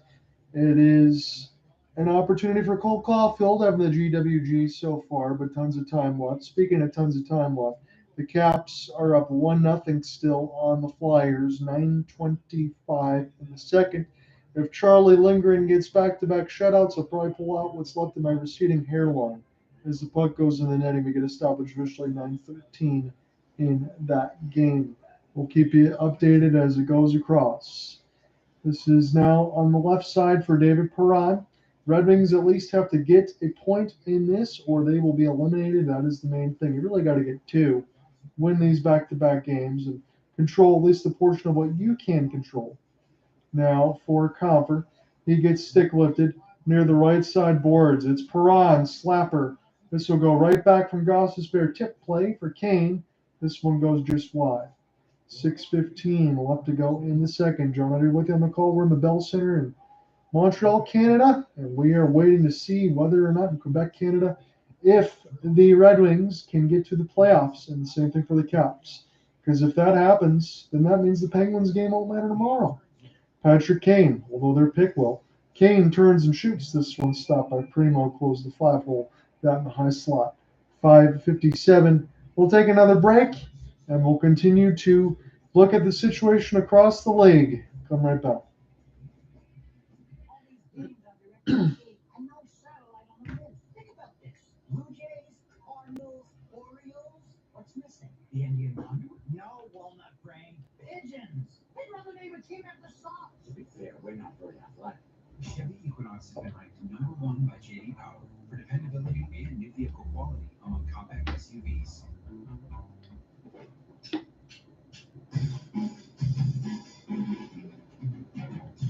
In other words, it's really good right from the start. Chevy Equinox. Say that again. Connected by OnStar. Or GM employees with a current eligible lease can get this Equinox for $269. Chevy drives and other cities at ChevyDetroit.com. Jimmy John's is using legit ingredients for a sandwich. Again, thank you for everyone that's joined in throughout this broadcast so far. Again, if you want clear audio, you can follow also at John Raynott on the X Twitter space. If not, on the YouTube side, that's where I'll be. Again, depending on what happens today, I will be working on playoff capsules, and I should be able to get those to you out on Friday before the game start on Saturday. And now, I think with everything else that's gone across the board, I think Saturday will be a good time for me to do some playoff coverage. That'll be game ones of whatever we choose to do. Again, I'll be in talks with Alec and Cooper Hopkins on that side, so it won't be all solo calls like today is. And then during the next week, I'll be busy with the Waterford Sharks and the Muskegon Voyagers. My playoff games will be Friday and Saturday. Saturday, if necessary, because the series starts in Muskegon in the MIHL. We'll be back at Lakeland Ice Arena next week. So I will have Game 3 Friday night, Game 4 if necessary on Saturday, and then we'll see where that goes. That might interfere with some of the playoff coverage for the Stanley Cup playoffs, but we got to cover that for the team is working with them right now and having a lot of fun in the MIHL, the Michigan Independence Hockey League. So 5:50 left to go in this second. This is bounced away from a couple of Red Wings defense. And Tanner Pearson now trying to make life difficult for Ole Mata. As Mata able to get the steal, but here's a wrister. This one blocked out in front. And we'll see if Armia, Jake Evans, can get there one more time. It's a very physical game right now. Jake Evans now trying to locate, but this one hops over the stick and picked up by Shayne Gostisbehere. Gostisbehere, outstretched. Red Wings stay on side. This one will be shoveled back around the left side of red one and go up and out of play. We're still 1-0 upon latest check for the Caps and the Flyers. That 7:58 left to go in the second. Alex Ovechkin still has the lone goal. The Caps are very good with shot suppression. The Caps can win games 2-1 or they'll lose games 7-2. It's kind of the way it goes for them. If they did get in, it would be the league's worst goal differential ever for a playoff team. 5:15 left to go in the second. As Montreal will get a defensive zone draw, they'll try to take this left to right for the rest of the second period.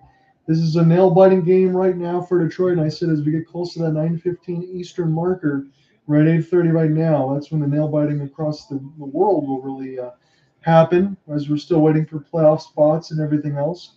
Here's a chance for Slafkovsky. Caulfield now. He'll wrap it around, take this one D-to-D.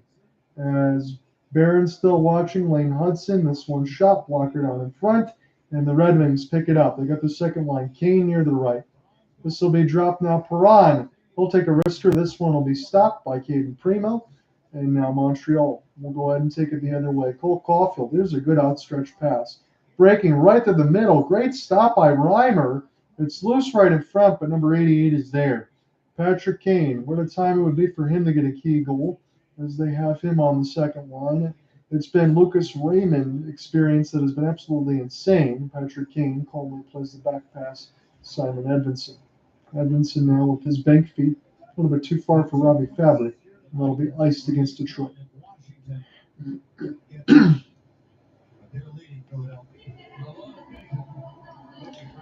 We got a scoring update, ladies and gentlemen. Good news. I know it still matters what happens with the Red Wings, but the Philadelphia Flyers have just scored. 7:08 left to go in the second. Eric Johnson with his 5th of the year, the U of M man, makes it a 1-1 game. So we'll continue to follow along with that. Matheson shoots. The Red Wings need to at least get a point. If the Caps lose in regulation, there's still plenty of time for all of that. But if the Caps lose in regulation, the Wings would need at least a point, and their season would still be alive. Then it would just be dependent on what happens with Pittsburgh. Penalty is going to be called, I think, against Detroit. There was a lot of hooking and holding there. 3:42 left to go in the second. Christian Fischer's got his head in the air, trying to see what's going on right now. I think the Wings are going to a kill. This will be the first penalty of the game. 3:42 in the second. Christian Fischer going to go to the box. So Malieu was wide open, and rather than Fischer letting him get the shot off right in the middle of the circles, he gets a hook right in the hands. That's an easy call. That might not be a bad penalty for Fischer, but Red Wings, this is a must kill. 3:42 left to go in the second. John, on here with you on the call. The Canadiens still lead 3-2. The Red Wings got the one scoring update that they were hopeful for. The Philadelphia Flyers have just tied the game, courtesy of Eric Johnson. Now to the right side, Dot. Picked up on the left. Canadiens get the first power play of the game. They're up by 1. It was Caulfield with the latest. Suzuki has it. Right side. So they'll leave it for Matheson. Matheson, high slot, back to Nick Suzuki. Right side dot. This too far for Slafkovsky. And out the other side. Near the left dot now. Matheson, settle it down, high slot. Wait for Suzuki near the right circle. Drop pass for Mike Matheson. He can shoot if he wants. Leaves to Suzuki. Extra feed. Oh, what a stop for James Reimer as he got it with the knob of the stick. Holy cow, what a robbery that was. 3 minutes left to go in the second. What a stop for James Reimer that could save the season, even though there's so much time. Slafkovsky now on the right side. Matheson, one more. Uri will have it now. This one blocked. Red Wings don't get it out just yet, however. Joe Bellino now for Nick Suzuki.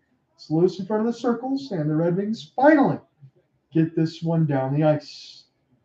It's Caden Primo, and again, I'm looking at that score line, and now I'm just waiting for the Red Wings to move their score line.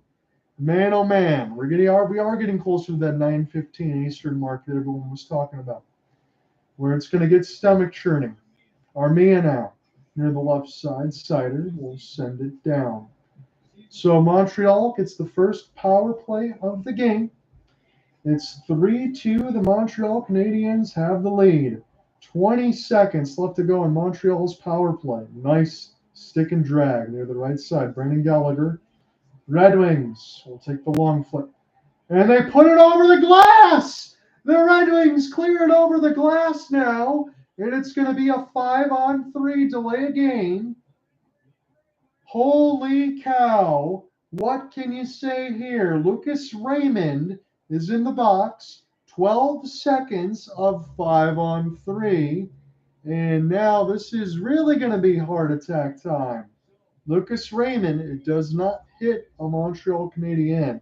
They're going to show that stuff for Reimer. That was almost otherworldly, maybe even lucky off the knob of the top of the stick. Took it right out of his hands. It vibrates, takes it right out of your hands. Able to make the save. Two-man advantage for 12 seconds. Here's a chance. Wide open. This one goes wide off the glass. Montreal can really do some damage here to Detroit. Larkin gets the steal. He'll shovel it down. Right on out of the box is Fischer. Fischer. Larkin. He shoots it, and it's stopped by Primo right out of the box. And now it's paid by Caden. 1:35 now, and the second man advantage here for Montreal after the delay of game. Detroit's going to need some fresh bodies. Copp, as it's Fischer. Now around the left side, Slafkovsky, as this hit gets finished, it's Cole Caulfield. Back around now for Matheson. He'll pick it up. He'll set it back around for Suzuki. This one's stolen for Andrew Copp. It would be smart if he just kind of takes it in deep as much as he can. We're almost down to the final minute of the second period. It's a 3-2 lead for Montreal. This is now on the right side, Suzuki. He's being bothered by Petrie. Is Slafkowski. Joe Veleno trying to join him. This is an important penalty kill for Detroit. They got to have it. Matheson, Suzuki, cross pass. He'll get it now. Here's a dropper, middle of the circles. Reimer down. He makes the save. 32 seconds. Petrie entangled behind the net. 40 seconds left to go on Montreal's second man advantage. Shots on goal read 24-19 for Montreal. It looks like, folks, we're going to have this game feel just like it did on Monday. It's going to come down to the last 20 minutes.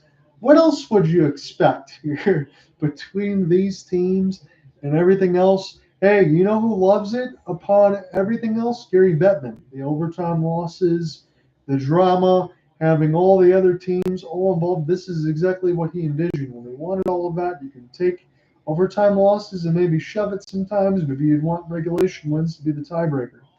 But that would be crying over spilled milk if you're a fan of certain teams and not the other. Anderson, now Gallagher, Pearson. 30 seconds left to go in the man advantage. 20 seconds left to go in the second period. It's a 3-2 lead for Montreal. Slap pass, good chance. Walkered out in front before it ever hit Reimer. That had to be stopped. Detroit gets it out across the center ice. 8 seconds left to go in the second. One more rush for Montreal. Compher wins the battle. At the end of 2, Montreal has a 3-2 lead over Detroit, but Philadelphia has scored. They've tied the game against Washington with $1:56 left. When we come back, we'll call the third period. We'll sort it all out. And if you don't have goosebumps and an elevated pulse, I worry for you. Come right back. We'll call the third.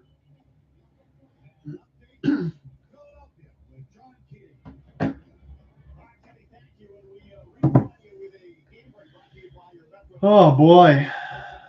20 minutes left. Maybe in the Red Wings season.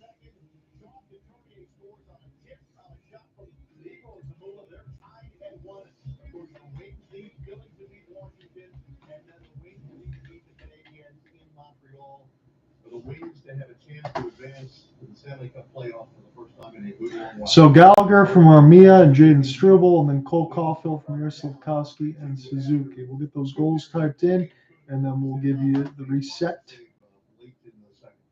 Well, Ryman's real strong in that second period. A couple of goals with that league through. From that point on, though, he's been a stalwart out there. And this game could be out of reach if he doesn't play as well as he does, Ozzy. And some key chances for Montreal that he's able to stop, especially on their power play. They're unofficially outshot the Wings were 16-7, and Reimer down 3-1. He made 3 to 4 great saves to keep that score at 3-1. Then the Wings made 3-2. Then he made 2. And the lone goal for Detroit in that period was Joe Veleno from Shayne Gostisbehere and Daniel Sprong. Montreal did take a lead 2-1 in the second period on a goal that perhaps Reimer would like to have back. It's Joel Amia with a shot, and there's that pesky Brendan Gallagher who put the Canadians up by 1. Armia gets good position on Edmondson, gets a hold of this puck just right before the blue line, so the play is onside. Makes a nice little toe drag. Reimer makes the save, but it does leak through him. Gallagher right there, as you point out, just going to throw it in the wing. So Reimer was able to make a just ridiculous save.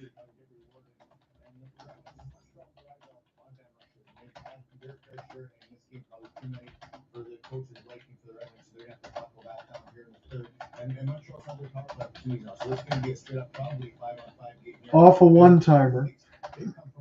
Detroit kills.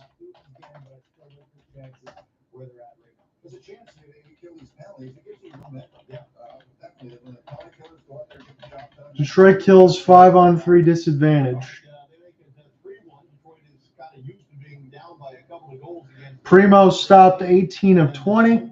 Reimer stopped 21 of 24. Again, maybe 1 goal against for James Reimer, but definitely not 3. The way that that's gone, he's played quite well. And Detroit is in the same situation they found themselves in last night. Again, I'll pull back up the box score here. It was 4-2 heading into the third period of last night's game. And the Red Wings came back to win 5-4. It's now 3-2 in this Tuesday night game, and the Red Wings only down 1. Can they come back in this final 20 minutes?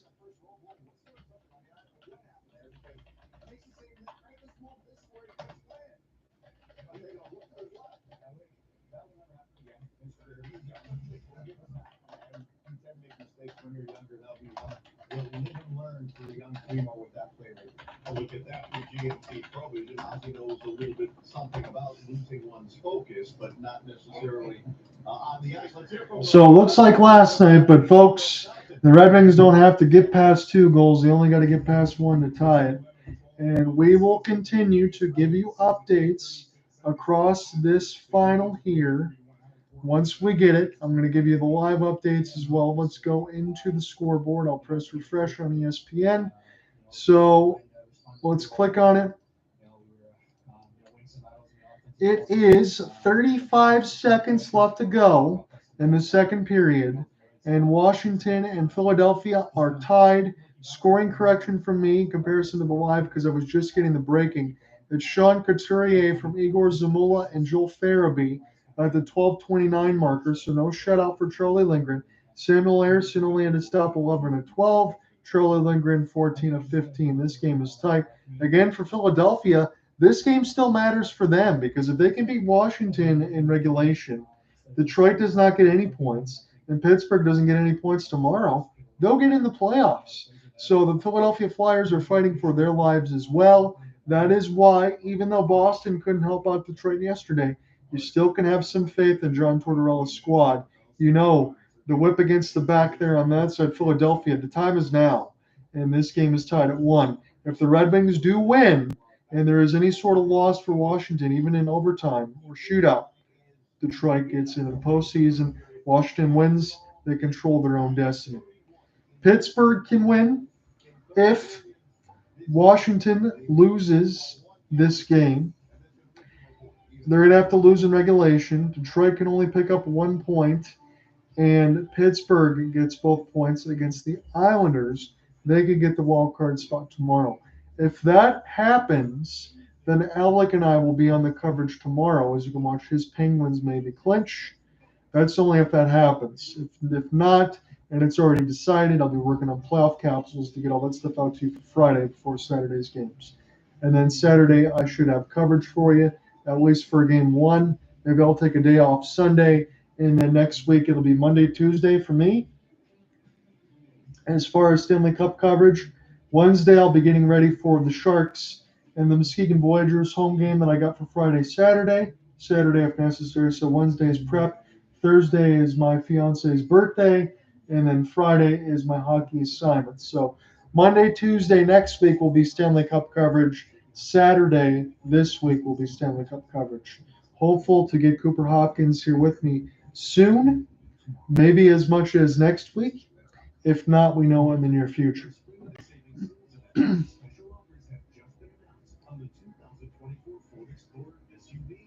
Explorer offers an available twin-panel moonroof and has available seating for up to 7. Right now, returning easy plan lets these feelings. So I know right now Alec and Ian, they're looking at the Toronto Maple Leafs 70 goal watch right now for the Florida Panthers. I have decided between the Canadiens and giving you some live updates between Philadelphia and Washington. It was just too much breakneck for me. I couldn't go away from the own team, but I understand why he's covering 70 because that's really important. If you want his coverage at Datyins or Alec on the Twitter space, you can follow along DATYINZER Alec at X and Twitter space. He's got that coverage there for you.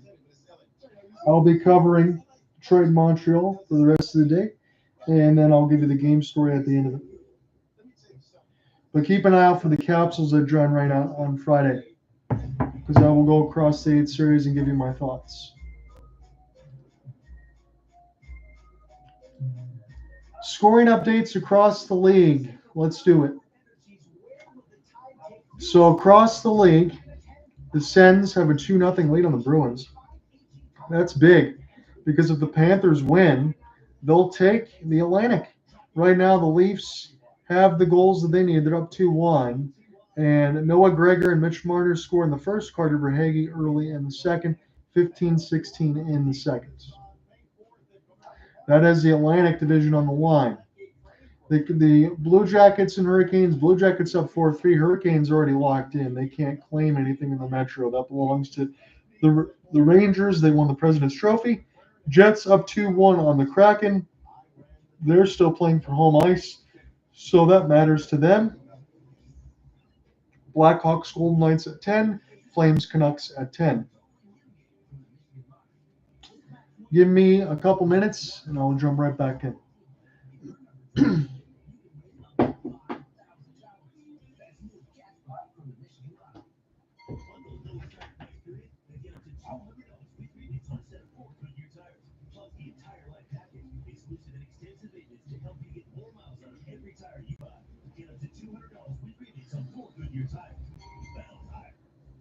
Hurry up and try new Little Caesars Crazy Puffs. They're 4 fun-sized puffs packed with layers of pepperoni, cheese, and sauce, and only $3.99. So what are you waiting for? Try them now.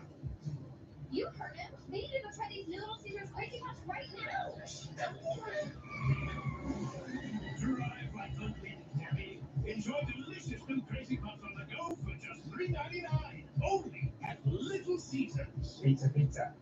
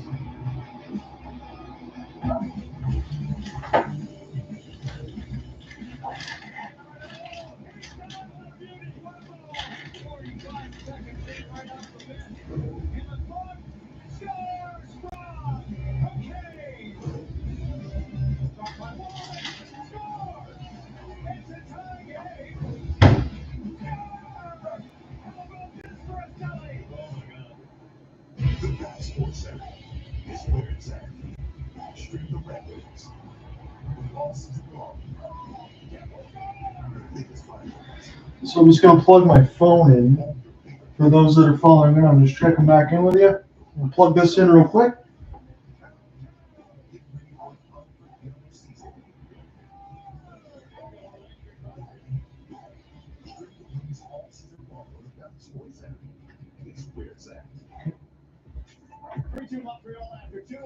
All right, plug this phone in and make sure that you don't die. For anyone else that listens in late on the Twitter space or anyone that listens in live, they can join in.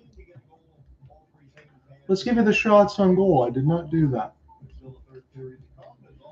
Get that all squared away. I mean, the block shots were ridiculous in that game yesterday. I mean, that was a huge advantage for the Montreal Canadiens, not so much on this side.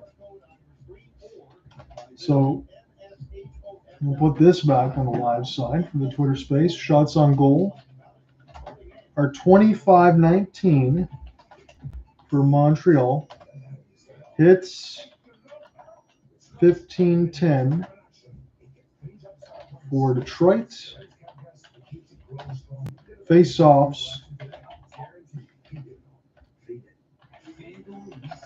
20-12 for Montreal. Power plays 0 for 2 for the Canadiens. Nothing for Detroit.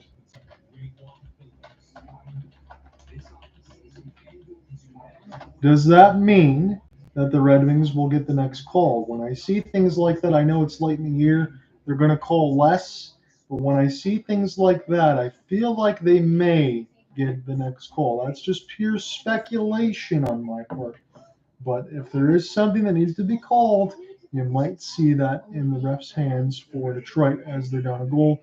It's 3-2. And we just gave me the update before I left that Philadelphia has tied this game with Montreal at 1 at a goal apiece, courtesy of they changed it back to Eric Johnson. I don't think that is the correct. It says Eric Johnson now from Igor Samula and Sean Couturier. That's what I reported first. But Alex Ovechkin opened the scoring from Dylan McElrath, former Red Wing, and then TJ Oshie. So it's 1-1 after 2 periods at the Wells Fargo Center. Chicken's great. Well. Oh, didn't you post this? Eating Taco Bell during the daytime feels unethical. Either daytime or nighttime. At the NBA play-in at the half, the Lakers had a 34-16 run over the Pels. They have taken a 60-50 lead. LeBron with 15. He's tied with D'Angelo Russell with the most points for Lake Show. And 20 points for Zion Williamson, 9 of 15, 8 rebounds, 3 assists, a block. It's been a pretty good active game for Zion, 9 of 15. So this is 7th place for a safe place. Again, no eliminations. That's why I don't cover the play-in side until you actually get to that point. But that is going to decide who will go into the loser's bracket. Because if you get into 7th, then you're good. You don't have to worry about it. Late game will be Golden State and Sacramento.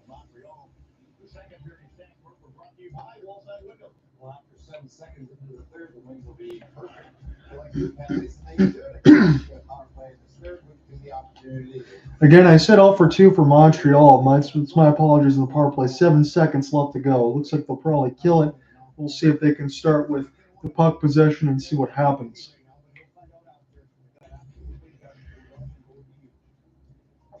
Looks like we're going to get one more commercial break, and then we'll go into the third period.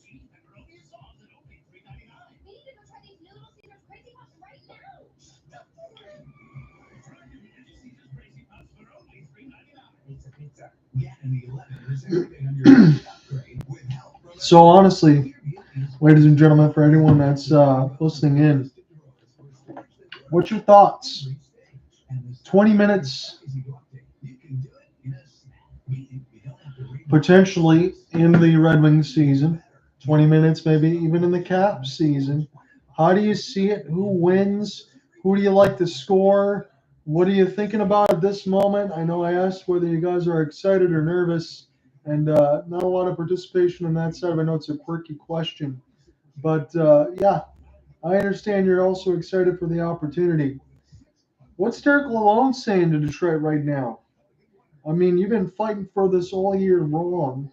You had that stretch where Dylan Larkin went out, and then it was just not smooth sailing here. What did the Red Wings win 5 of the last 20 games?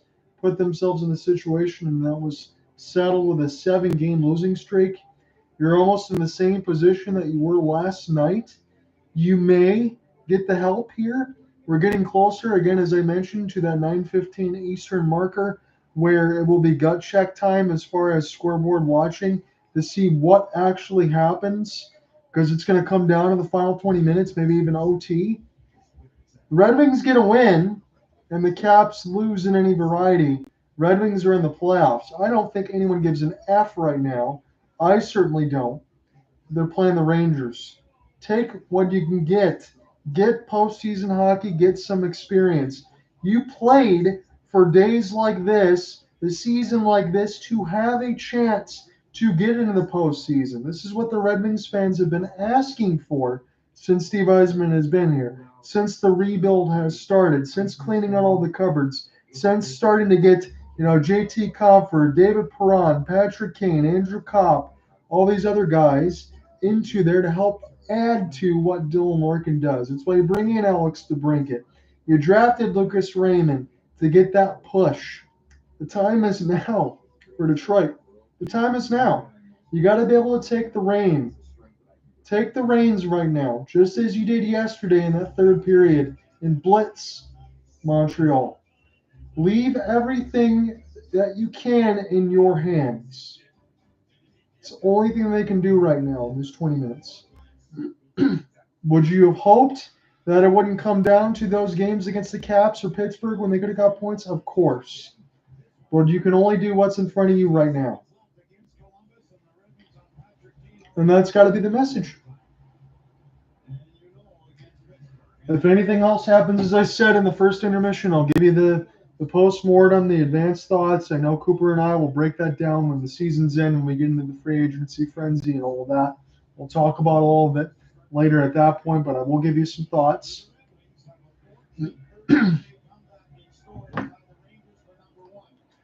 So this is the opportunity for Detroit. 20 minutes left to go possibly in their season, maybe more, depending on what happens and what they do. Lucas Raymond's in the box, I believe, for about another 12 seconds, and then it'll be back to even strength. So it's fired in, back in behind the net. The Red Wings will find this with Moritz, Seider, Lucas Raymond right out of the box. Raymond now got the pass across, backhand, Dylan Larkin. He's trying to find it as Lucas Raymond. He will get it. Moritz, Seider now. Back to Dylan. Number 71 has it as a slap shot. This one, traffic on in front, doesn't hit Caden Primo. But the screen is there. I'm sure he can't see it. Seider throws it toward the net. It's loose a couple times. And Montreal able to shovel this one deep. It bounces off of Seider. So I guess it didn't. It's going to be ice. So break for Detroit. 19-22. Left to go in the third. The Red Wings are down by a goal. Again, their game is in intermission. It's a little bit behind the Red Wings as start of their start. 1-1 is the score between the Caps and the Flyers. The Red Wings win, and the Flyers get any sort of win. Caps lose in regulation or an OT, and Detroit wins, they're in. So Gostisbehere will lose it. Cole Caulfield, Patrick Kane's got to chase this. He does. It really is hooking in front of the referee, but that's not called. Caulfield let him get away with it. Kane had his hands in the air. At least he tried to sell it, as this is now near the right side. This is 88. We'll get this head for Perron. This is a good chip for Compher. Compher off his backhand. He'll try to get this one to Olimata, as this is put for Perron now. Now to the right side. Kane. He did not go for the shot. My goodness. He went for the sauce pass, and Montreal led it all the way as they block it. Perron, now to the left side. David Perron falls down, gets hit in the head as he's being held. That's not called. And now this is settled back down. And again, I'm going to lose my neutrality here. That looked like that was right in front of the referee with no puck. As it's Lane Hudson. He'll settle this back down as Martin Saint-Louis squad takes a change. Try to get a jailbreak right down the middle off the clear. And Detroit has this busy and behind James Reimer near the left side wall now. Andrew Copp able to get this out, but it is Montreal who fire it right back around the kick plate. This will bounce. Alec Newhook, as this will be picked up here. Alex will watch this one go into Jeff Petrie. Petrie now can settle it back down for the Wings forwards and Derek Lalonde. Third line's out there with Robbie Fabry. This is Petrie. Seam pass across 80 feet. This one will bounce right back.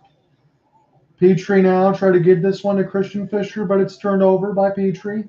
And now on the right side, here's a save for Reimer. He couldn't hold on to the rebound the first time, but he will jump over. Now Petrie all tied up with Alex Newhook. He's throwing some fists. You got to be careful here. As we said yesterday, you don't want any retaliations, and you don't want a whistle going one way and not the other. That could be bad right now. It looks like for the referee, they signaled to Jeff Petrie that they want him to go, or at least get off the ice. 17:37 left to go in the third. Looks like he is just going to take a change. 3-2 still the score line. If Detroit wants life, they've got to tie it. James Reimer as Newhook got a good cross check, and then Petrie responded with a hit to the face, so I understand why Newhook took exception to that. I don't blame him. They could easily take Jeff Petrie and nobody else because he got the brunt of the stick up to the face of Newhook. I didn't see a penalty called. This is 5-on-5, but this is with Montreal in the offensive zone.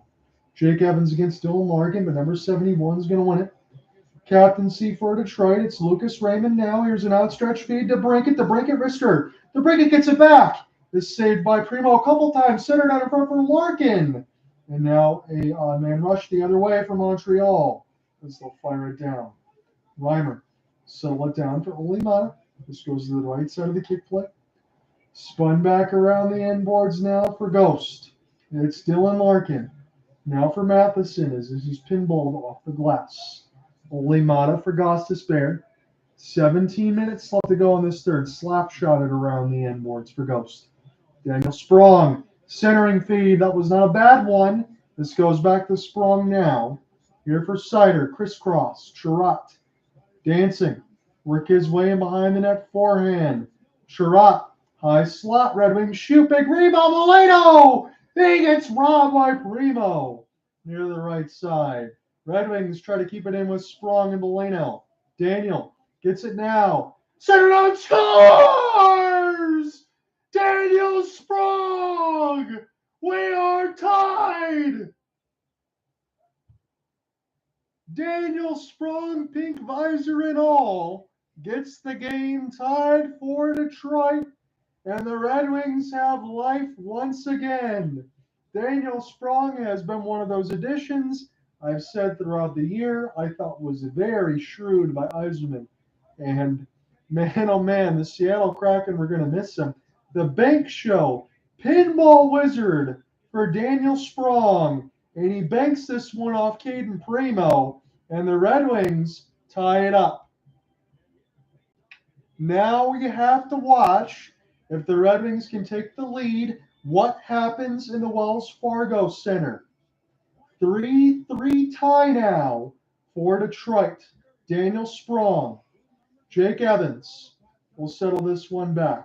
This goes in across the red. It's intercepted by Kane, neutral ice. I'll chip it in. So Daniel Sprong, Cardiac Red Wings here. They called them the Cardiac Cats a couple of years ago with the Florida Panthers, but the Red Wings have kind of taken that notch with the stereo dial, turning all the way up to 11. Mata. Now for Gostisbehere. The third period's underway between Washington and Philadelphia. That one is tied. If the Red Wings can get this one in regulation, we'll flip that one in real time and give you the results and see who goes to the postseason. This is bounced. And near the left side, Red Wings have the puck now. Minus 52 goal differential in the second and third periods, 28th out of 32 in the NHL.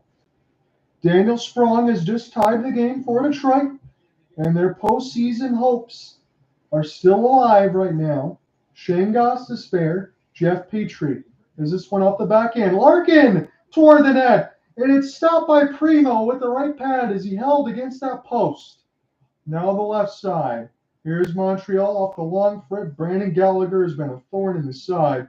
Offsides is the call. 26-24 on the shot board. Starting to sweat a little bit, not only because it's hot in the room and the weather's been nice, but you're feeling that in the pit of your stomach. I said 9:15 Eastern. It's 9:04 right now. And what that meant going into it was late third period stages, scoreline, checking in across. Daniel Sprong, he was enjoying himself. We'll give you updates as it goes across. Third period underway between Washington and Philadelphia. That tied. Red Wings Canadiens tied 3-3. Washington Philadelphia 1-1. Spun back around now. Here for the Red Wings. This is an opportunity. Fabry try to get this one across. One-timer goes up into the netting and on the play. 14:57 in this third. 3-3 is the score line. 26-25 is the shot board. There is not a hair between these two teams right now. And that is kind of looking the same way between Philadelphia and Washington. As we said, Philadelphia's got a lot to play for. They need everyone else to lose around them. And if they can beat Washington regulation, they could make the playoffs, even if Pittsburgh loses tomorrow. Near the right side, here's a slapper. This one goes wide around the kick plate. This big a bounce for Detroit, though. Petrie will fire toward the net again. Stop by Primo. Close the 5-hole. Fabry racing to the puck. As this is near the right side, Andrew Copp. Sent back around the kick plate now. Logan Milieu will send this one down deep. And Pearson can't find it. This is back with Simon Edmondson. Now the left side, Fabry try to give a give and go there, and this is intercepted by Detroit. Pearson pinned against the wall. Petrie forces a hit. Detroit still trying to pick this one back up, however. Christian Dvorak will get a pin against the wall. Dvorak now near the right side. Matheson sent it across. Reimer hits with the glove. This is with Montreal still. Back in behind the net for Jeff Petrie. Petrie overskates it, turns it over. Red Wings there in support. Good work. Get this one out to center. Settle it back down with Daniel Sprong. He's been the hero so far. Daniel finds the entry. Stick drag shot. Low shot. Good save there for Primo. As Veleno. Daniel Sprong feeling hungry, and I always like that. This is near the right side as this is put in deep for Daniel now. Both centered out in front. He tried to bank it off Primo one more time. Zornick able to recover it. Get it D to D. This is blocked. Look out. It's a break for Montreal. Big save, Reimer. That was Suzuki that got robbed. And it's still tied. Turnover at the blue line now. James Reimer with the save of the game. As this is now in across the inboards. Dylan Larkin bounce up into the players' bench. Nick Suzuki stonewalled by Reimer. We go to break. Tied at 3. That is the wrong guy to give a breakaway to. But Suzuki, forehand, big save, right pad for James.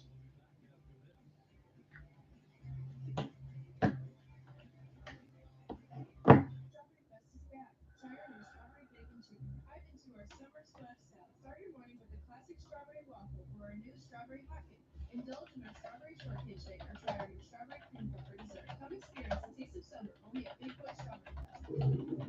Oh, what's up? Watching the game? I'm thinking one thing. Two little bit of DM action right now. Any game becomes the game.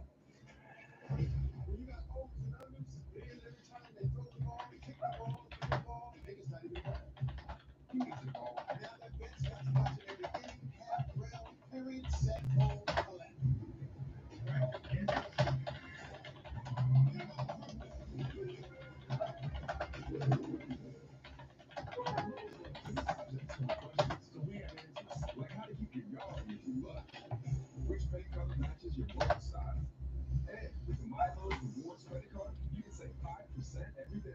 Daniel Sprong. That's right, Chef. It's a tie game. Let me give you another scoring update across the board. It's still 1-1 between the Caps and Flyers. If this game ends in time, we will give you a real-time look at the Caps and Flyers right now as far as who wins, who loses. This game's too close for me to make the switch, so I'm sorry to any Caps fans or Flyers fans there. So I'm going to live and die by the Red Wings sword here at the moment. But I promise you, if we get some time in the stoppage, we'll go ahead and look at that in real time. And we can either rejoice or cry, depending on the side of it. Or if you're just loving the excitement. And if you're a Pittsburgh fan, I'm sure you got your popcorn up until Wednesday. So I envy you at that point where you're not living on pins and needles.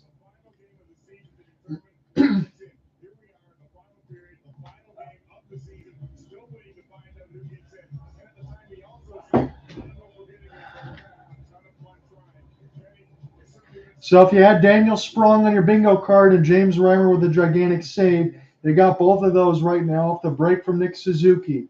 13-10. We'll have to go in this third. It's tied at 3. Raymond put this around the kick plate. Sprong banked it off of Caden Primo. That's why we are where we are right now. Still 1-1 scoreline between Philadelphia and Washington. If Philadelphia gets a win in any manner and Detroit wins, then Detroit is in the postseason. They will play the Rangers. Getting very close to that marker as we talked about, that 9:15 Eastern, where it's going to get real dicey. As this is near the left side, but this is tie games on both sides. White knuckle. It is Dylan Larkin. We'll settle it in. Lucas Raymond now on the left side is Cat pinned against the glass. Cat now picks it back up. Here's a good pass out for Dylan. He'll make a backhand. He's trying to buy some time near the right dot. In the high slot now, Red Wings. Good stutter step. Able to keep this alive off the backhand for Shayne. He'll reset it. Fire it toward for a deflection. This goes up the outside. Right up! This is saved. Larkin tried to score on Primo, and it's turned aside. And now an opportunity for Montreal. Feels like Detroit is really blitzing them in this third period. It feels like that Monday game. They didn't have to get through 2 goals behind, but at least one. Petrie blows a tire behind the net. Nobody's there, though. They were in the midst of a change. It was Martin Saint-Louis' squad. And now Perron there for Kane as this is settled in. 15:35 left to go in the Washington-Philadelphia third. That's still tied at 1. About a 4 minutes difference here. Compher. This game's 3-3, though, between Detroit and Montreal. Sprong has just gotten the tie. It's Kane. Now back around for David. Perron hit this one off the kick plate now, trying to get around some body contact from Struble, third line defense. It's Compher. We'll try to send it across for Perron. Kept in. Here's a touch for Compher. He wanted that shot. He couldn't get it. Seider. Quick pass. Now for Patrick Kane. Kane. Now Seider right dot. Open on the left, but it's too strong again for JT. Got to settle back down. They'll take a change. This is Perron. Back to number 88. Patrick Kane. He's been a hero before. It's Perron off the spin. He's all tied up there for Brandon Gallagher, and Gallagher gets the steal. Now pushed the other way is Alex Newhook. He opened the scoring here for Montreal. This is now on the left side for Joel Armia. Picked up for Lane Hudson, BU Terrier. Hudson, he's dancing. High slot now. Try to toe drag between his legs. Still with it is Lane. Gets it in the high slot. Now Savard crisscross. He's got a great lane to shoot. Montreal does. Fire to the net. And this is cleared by Reimer and sent down to the Red Wings defense. Reimer with a gigantic save, and I don't even know how he saw it. Montreal will push this one. They're buzzing from Lane Hudson making those moves, and I don't blame him. He's going to be a good defensive piece for years to come, I think. As this is Christian Fischer. Favorable bounce for Detroit. They'll get it out. Chip and chase now for Christian. Here's Matheson. Last man back. Halfway through regulation, we're tied at 3. In this third period, 10 minutes left to go as it's sent in. Picked up now for Montreal as it's Logan Mailloux. Now for Matheson. Leave it back here for Logan. Forwards take a change for Martin Saint-Louis. Still 14-22. We get a stoppage between Philadelphia and Washington. Still tied at 1. Our game is 3-3 between the Wings and Canadiens. Now toward the right side, it's Edmondson. And across the Montreal logo, this is overskated by Detroit, and now Armia. He can buy some time. Gets it in between his legs. Couple stick chops. Detroit finally wins the battle. I don't know if Petry's going to get there, though, near the left side red line. Simon Edmondson now. He's pinned, and near the left side is Detroit, desperate to get this puck out. Tanner Pearson. This is with Detroit. It's Joe Veleno. Joe Veleno off a 1-on-4. He'll take his change. So will the rest of the Red Wings forwards on that fourth line. 8:55 left to go in the third. It's a tie game, 3-3. John, out here with you on the call. This is white knuckle time. As this one's sent in, I'm starting to feel the shakes a little bit and the stomach turns. As it's Alex DeBrincat. In off the rush. He's got Larkin. Sends it across for Ghost. Stutter shoots. This one's stopped by Primo. Near the right side red line. Back to Gostisbehere. High slot. Let's it go. And this is solved by Primo as he closes the 5-hole. We'll take a break. Take a breath, everybody. Come right back. More action in the third of a tie game. Who's going to the playoffs? It's game 82.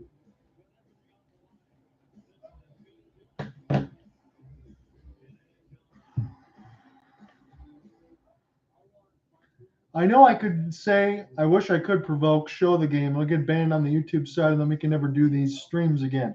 I know people will say not a lot of people watch you. I get that. I'm not a popular guy. But otherwise, we'll never be able to do these. I got a lot of playoff coverage upcoming, especially on the Saturday side. So you can listen in, or you can listen in on the Twitter space or the X side.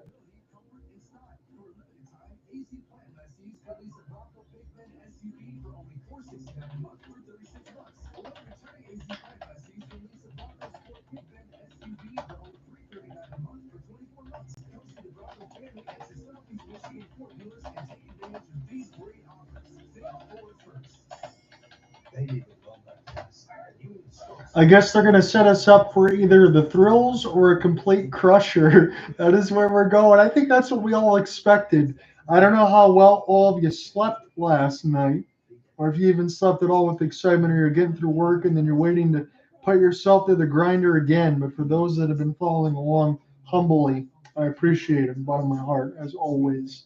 This is fun at the end of the regular season, and I promise you on the Saturday side, I know it's going to start in the first round, and we'll have to continue to build that intrigue again, but we will get there. And when the Stanley Cup finals start especially, Cooper Hopkins and I do all the games. We're thinking about doing a 3-man booth with Alec and I. We don't know how far that's going to go, but at least for Cooper Hopkins and I, we will get those in. I know we'll get some first-round stuff as well, but he's not so busy.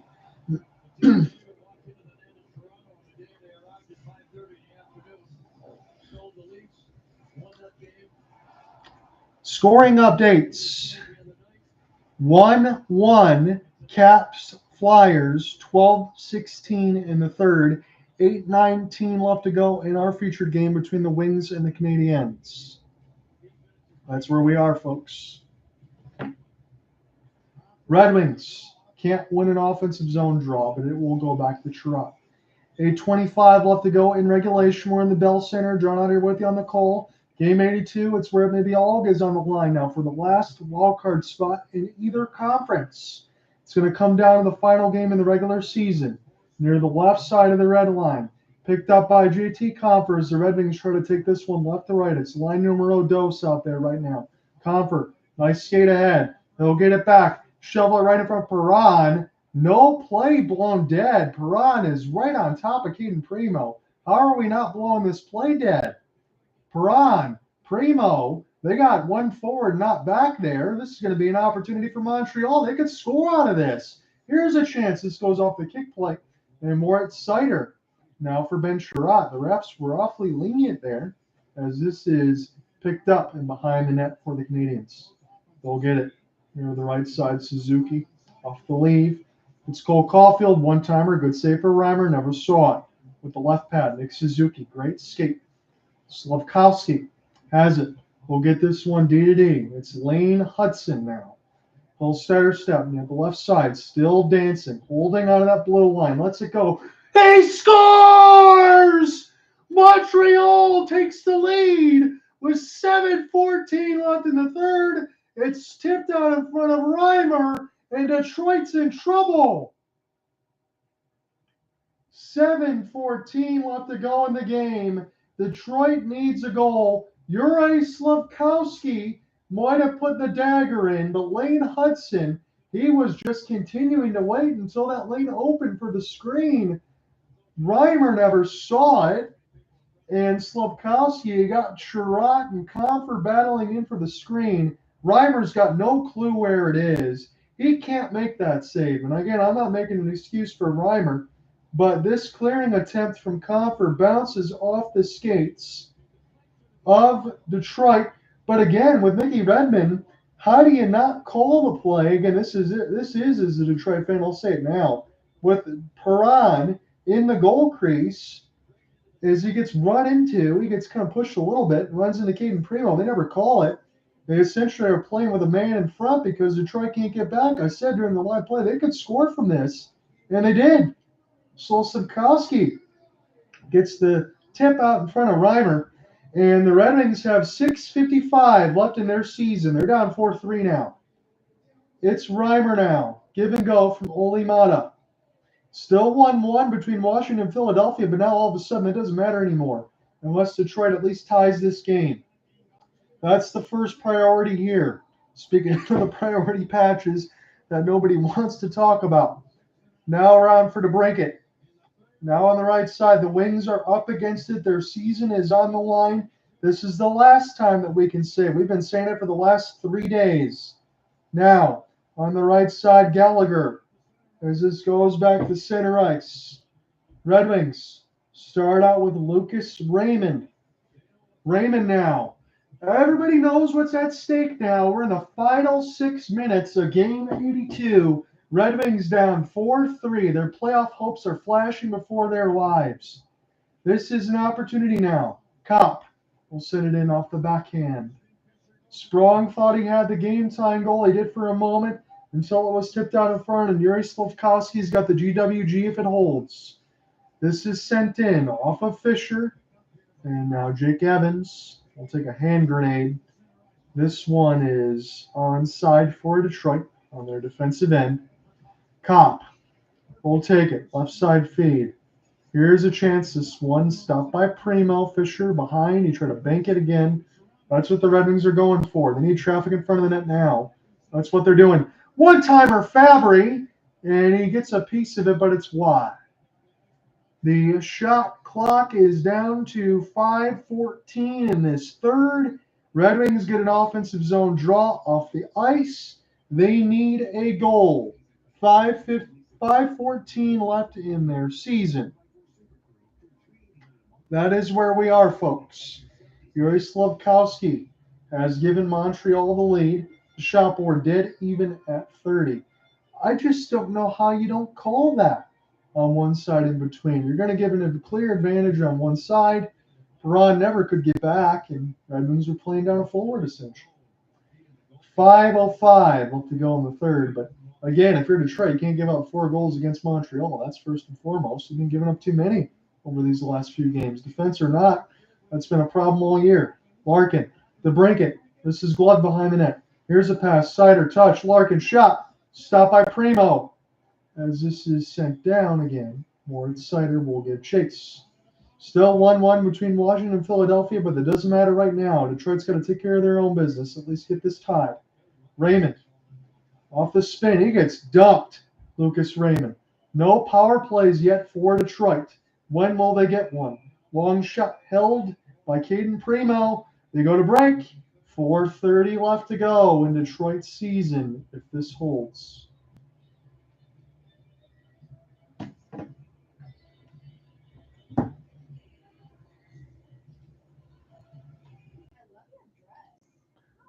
I splurged a little because Liberty Mutual customized my car insurance and I saved hundreds. That's great. I know, right? I've been telling everyone. Did you hear that? I just said her first word. Can you say mama? Can you say auntie? How many people could you tell? Only pay for what you need. Canopy 11% rebate on everything now at Menards. Come check out our new selection of ceiling fans. On your side, head out East 20 Road with Patriot Lighting. Get the East Street ceiling fan for $79.99 after rebate. Ceiling fans help you save on energy costs year-round while making your space cool and more comfortable. Right now, this Hunter low-profile ceiling fan is $79.99 after 11% rebate at Menards. So, any other scoring updates for you? Again, we got 4:30 left to go in our game. It's the Caps and the Flyers still tied at 1. So, it looks like we might not get the live look in unless this Red Wings season ends right at the 4:30. But we'll stay with you to see if the Caps make the postseason if the Red Wings don't. They're in trouble. 4-3 is the score line. Montreal out ahead.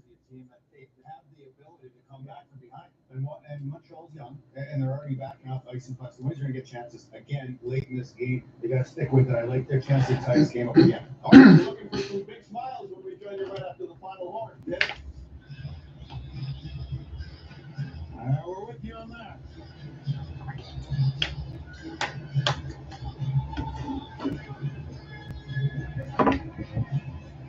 Bulls are the big hero tonight. Somebody's got to step up for Detroit. 4:30 left to go in their season, the way that this scoreline is right now. Offensive zone draw loss. And this one settled back down. Chris Osgood and Larry Murphy say that Detroit's going to get a lot of shots, but we'll see. 4-3 is the score. Yuri Slafkowski's the hero right now, but Detroit's got to respond, and they want to keep their season alive. Ole Mata off the backhand. As he'll pick it back up now. This will be center on the kick plate. Compher, Kane. Kane on the right side wall as this one settled back down for Ghost. 1-1 still the scoreline between Washington and Philadelphia. If this ends the way it does, we'll keep a track of who's going to make it on Tuesday for the rest of it.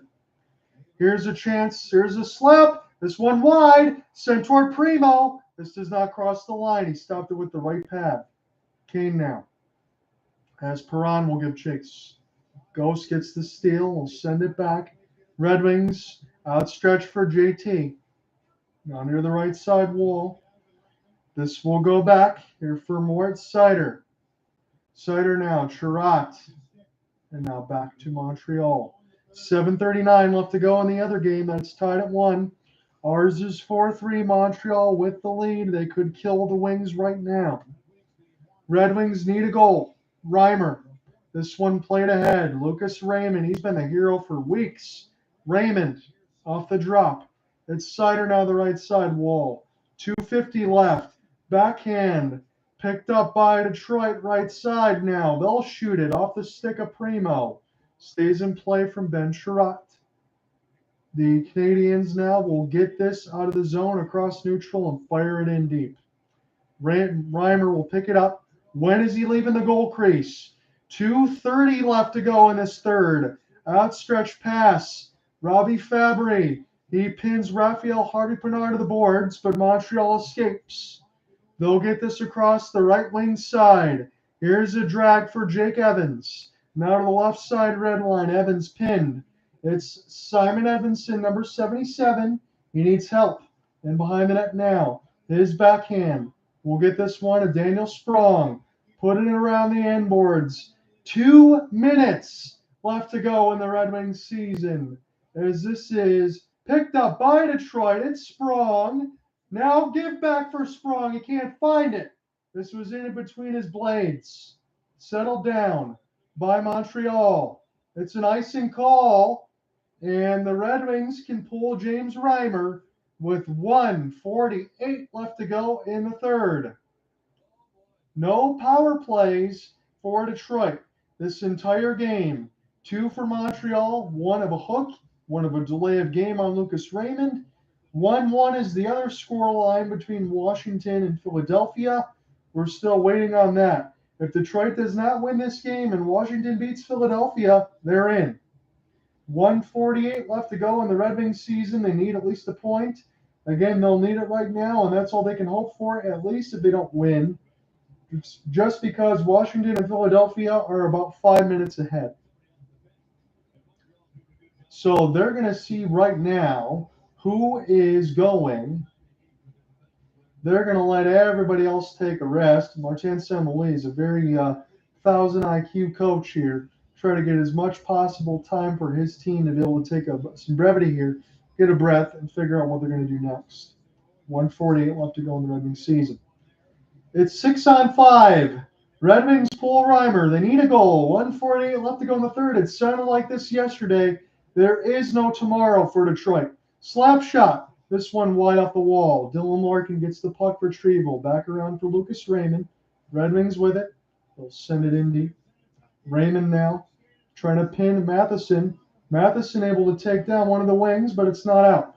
Back to Patrick Kane. Kane now right side as we're almost down to the final 80 seconds of the season. Slap shot. This goes off the kick plate. This will go back to 88. Kane now. Settle it down. Near the right side. Larkin seam pass. Back to Kane, right wing. He shoots. They'll get it right back in the middle of circles. Kane will fire this one wide. Down to a minute left. Backing around the end boards now. David Perron will get it back to his defense. We're down to 60 seconds here. Kane across the wall. The Red Wings hopes laying on this. They need a goal. Here's a chance. Stop by Primo loose. And he gets a hold. And we're going to get a ton of pushing and shoving. And this might not end for a while. Excuse the voice cracks here. I'm starting to feel the seams and the feels hit right now. In the final 53 seconds. Hey, I love hockey as much as all of you. The Red Wings, I live and die by them. I try to be neutral across all these calls. We don't cover the Red Wings a ton. We have over the last few days only because of the playoff race. 5:15 left to go in the Washington-Philadelphia game. That tied at 1. Red Wings, timeout. 53 seconds left to go in their season. They need a goal.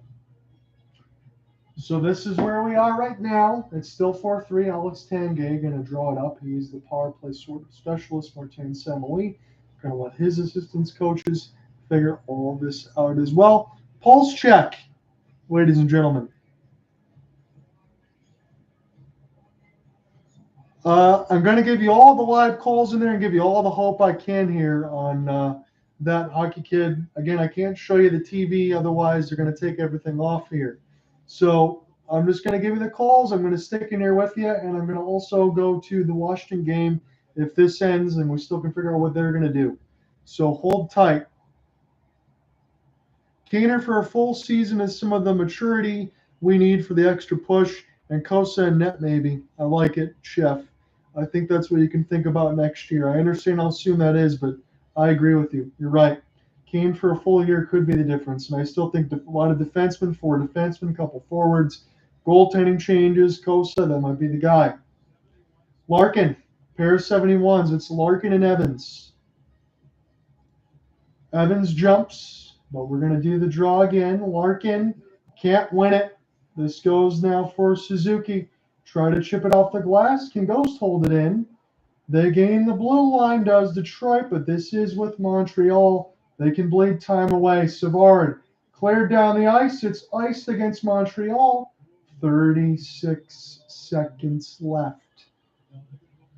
36 seconds left. Are they going to go to center ice or are they going to neutral zone? Neutral zone or offensive zone, I should say.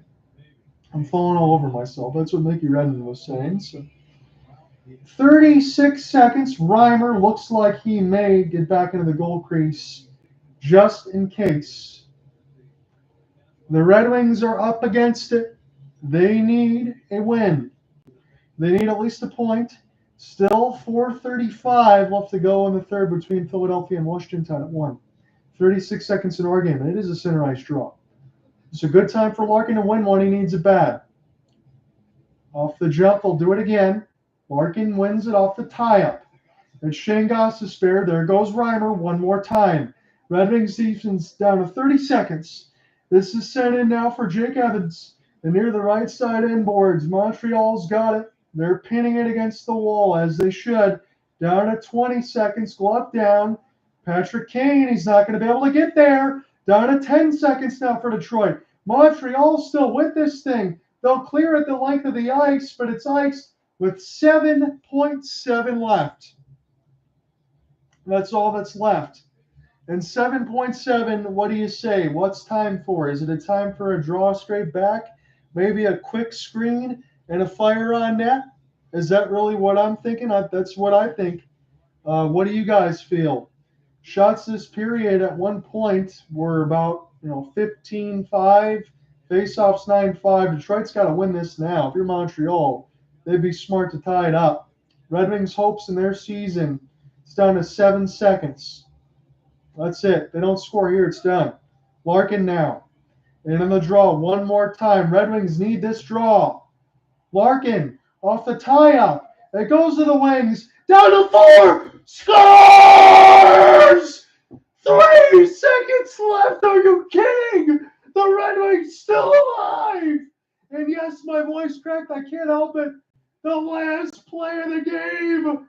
It is a goal. And the Red Wings, David Perron, keeps them alive with 4:13 left to go in the game between Washington and Philadelphia. That's still tied. The Red Wings now tied. Looks like they might get the point they need.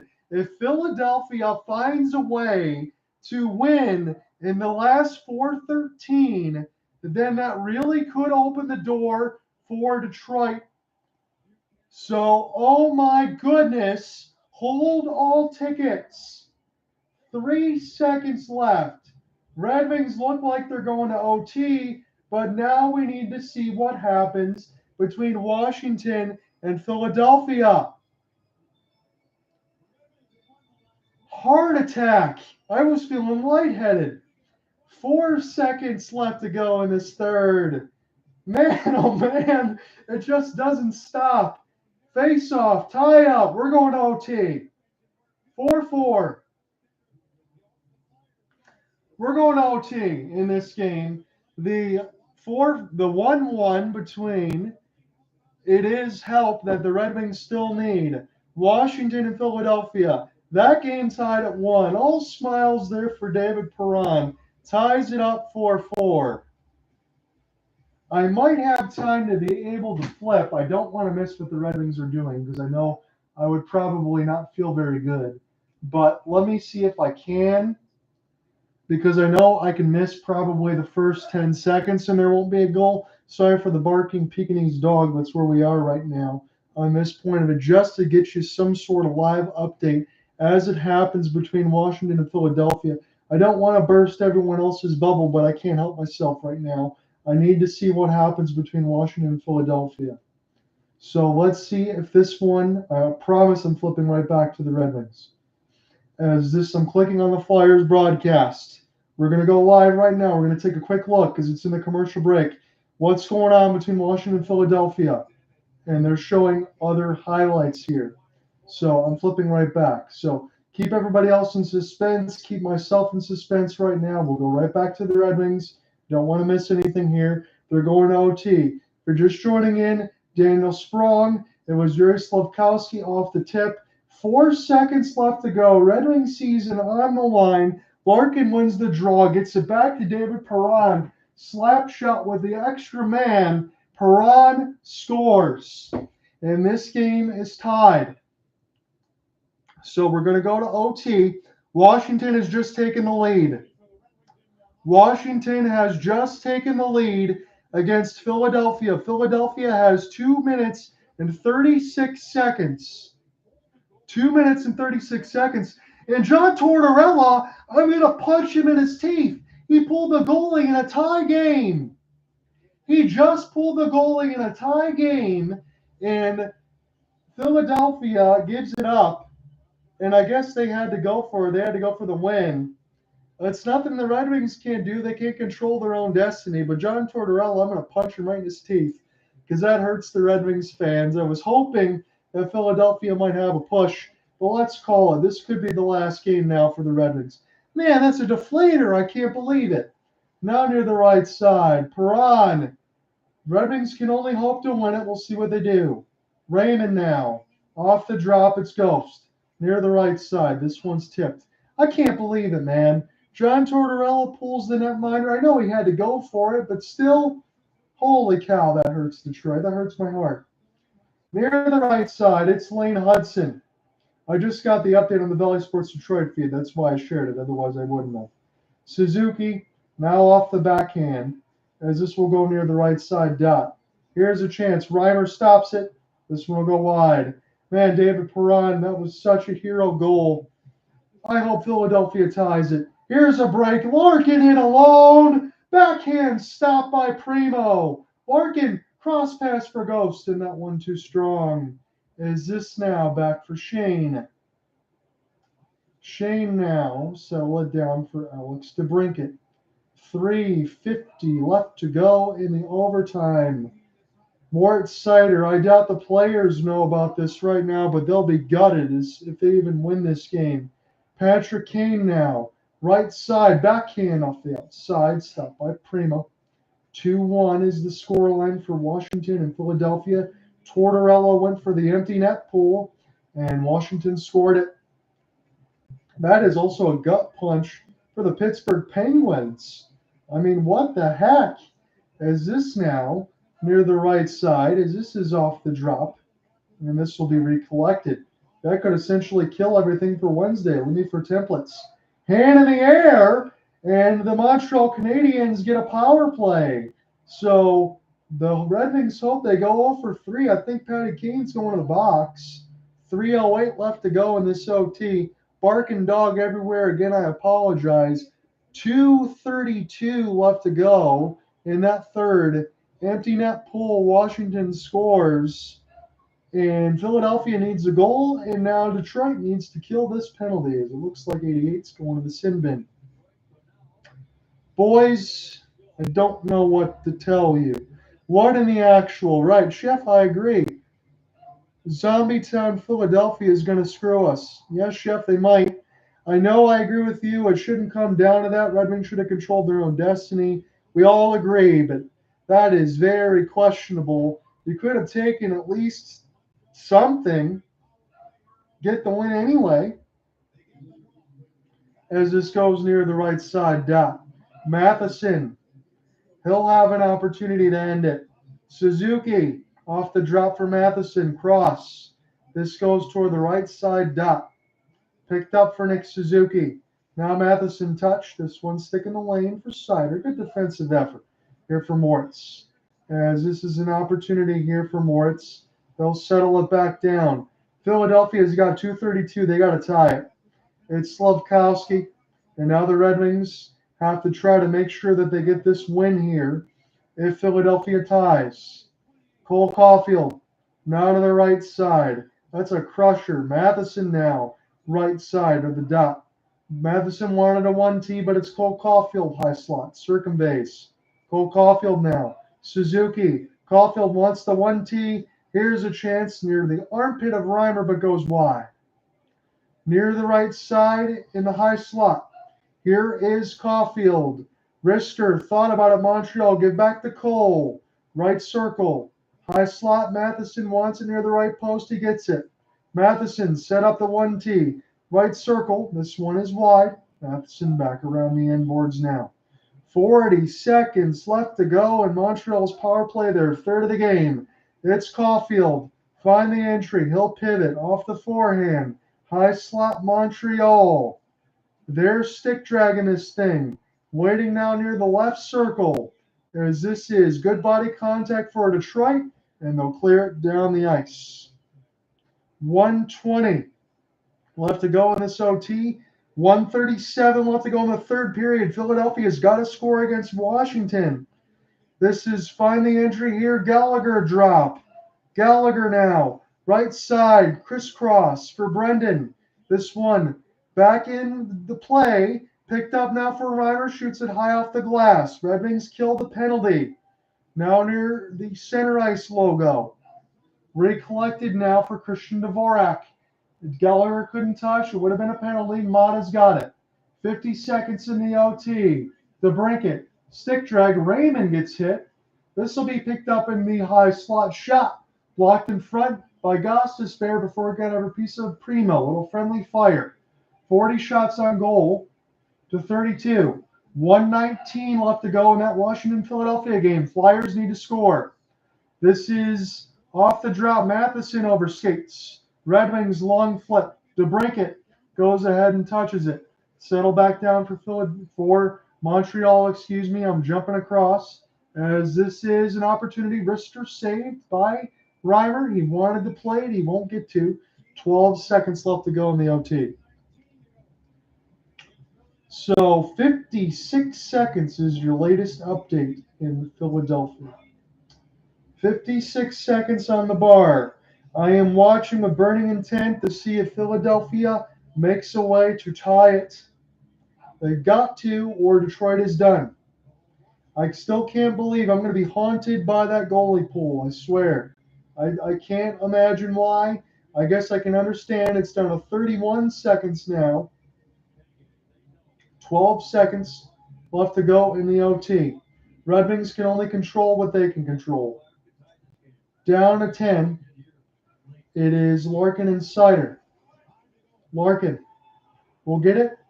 We'll pick it up, skate it in, and they're going to go to a shootout. But the main thing now is what's going to happen between Philadelphia and Washington. So let's give you the look. I'm going to join in progress. So I'm joining in progress, guys. It's going to take me a second to get back to the feed. We're going to see if Washington clinches right now. And we're going to do it in real time. So it won't matter what the Red Wings do in the shootout side if Washington clinches. Looking at it right now, ladies and gentlemen. I see 30 seconds. I'm looking on the Flyers part of the broadcast. Can we get some fortune from the hockey gods? Get something here. That's what Detroit's looking for. They don't control their own destiny. 7 seconds. Real-time call. 7 seconds, Chef, if you're still in here. 2-1. It came down to the 4 seconds left for Detroit, and David Perron finished it. Philadelphia needs a goal in 7 seconds. We'll see where the puck is on what side of the ice because I'm joining in progress. We'll also look at the standings as well. It's a neutral ice draw. This looks to be good shape for the Pittsburgh Penguins. And for Washington, I should say, this one is settled back down to 2. The Washington Capitals are going to the Stanley Cup playoffs. They scored an empty netter from a John Tortorella pool, and they clinched the second wild card spot.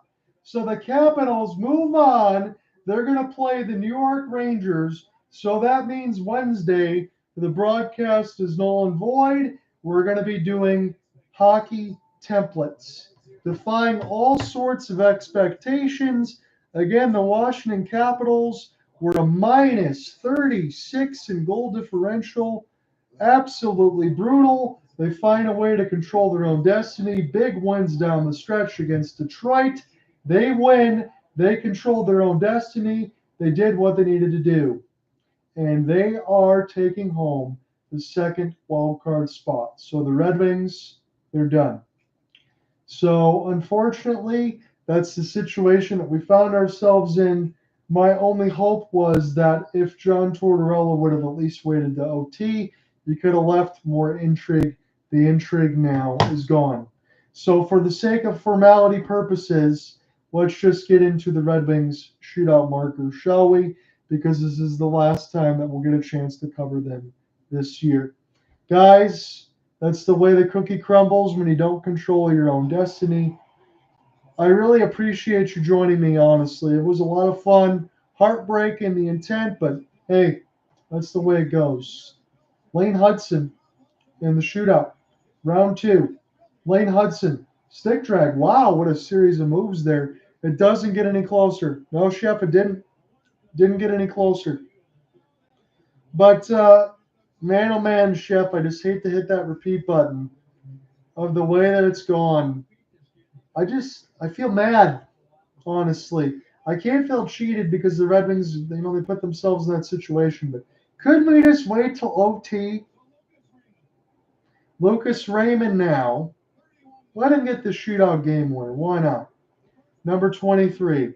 As this goes near the right dot. Raymond, he's stonewalled by Primo. So here's the thing. 7-game skid did us in. Yes, it did. And the 5 wins in 20. That was it. And when Larkin wasn't there, I don't know. It's tough. I mean, we went heads and tails about it. I agree with you. We can disagree on certain things. I happen to think that you're the smartest man in the room, my friend. But yeah, that was tough. It's really comes down to margins, and it came down to game 82. On one hand, you wanted the Red Wings to play some meaningful playoff games, get close. They did that this year. But those comments there from the head coach, who tried to lift this one, did not happen. James Reimer makes the save. Those coaches' comments there for Derek Lalonde, I didn't care for it. But I will say this to you openly and everyone listening in. I think I will give Derek Lalonde one more year. Again, as I've said, as closing thoughts, Patrick Kane has a chance to win it on the goal. But it's not going to matter. Red Wings are eliminated. We'll see what 88 does. One last press to showtime, maybe? Stick track scores. Patrick Kane wins the game, but the Red Wings don't go to the playoffs because the Caps control their destiny. So the Caps, they did what they needed to do. The Red Wings won a game they had to. David Perron with the heroics in the end of it, but the end of the bargain is not held up by the Flyers. So the Red Wings go home after game 82 by a single point. But as I've said, you think about it, for the head coach, Derek Lalonde, you say, hey, I give you one more year. And for me, I look at it and I say, second round, if you lose in 6 games, I'm okay with that. But I want some progress. I understand you can't always climb the rung of the ladder, and it's not cyclical. It'll go up and down. You can't always go up. I get that. But that's what you got to have if you're Detroit. If you want to give my faith in the head coach. I understand about 4 more defense, a new goalie tandem if Costa's ready or not. 3 goalies, 4 defensemen, maybe a couple forwards. A lot of work for Steve Yzerman to do, and it starts, honestly, after the playoffs. So, heartbreak, heroics on one end, that's what I titled it. Washington Capitals, they're postseason bound. I think they're going to get trucked by the Rangers, but I'm happy for OT nonetheless. For Alec Nava, it hurts just as much too because the Penguins are eliminated as well. Guys, I will be back with the Stanley Cup playoff capsules on Friday, coverage on Saturday. I'll talk to you then. We don't need to do any coverages tomorrow because regular season is all for naught now. As always, I hope to see you on Saturday when I'll be joined hopefully by Cooper Hopkins, at least by next week. But it'll be Saturday, Monday, Tuesday, And then the following week for me will be other playoff stuff for the Waterford Sharks. Guys, I really appreciate it. It was a lot of fun, meaningful games down the stretch. The Red Wings came that close. But we'll talk to you soon. See you on Saturday, Friday for Capsules.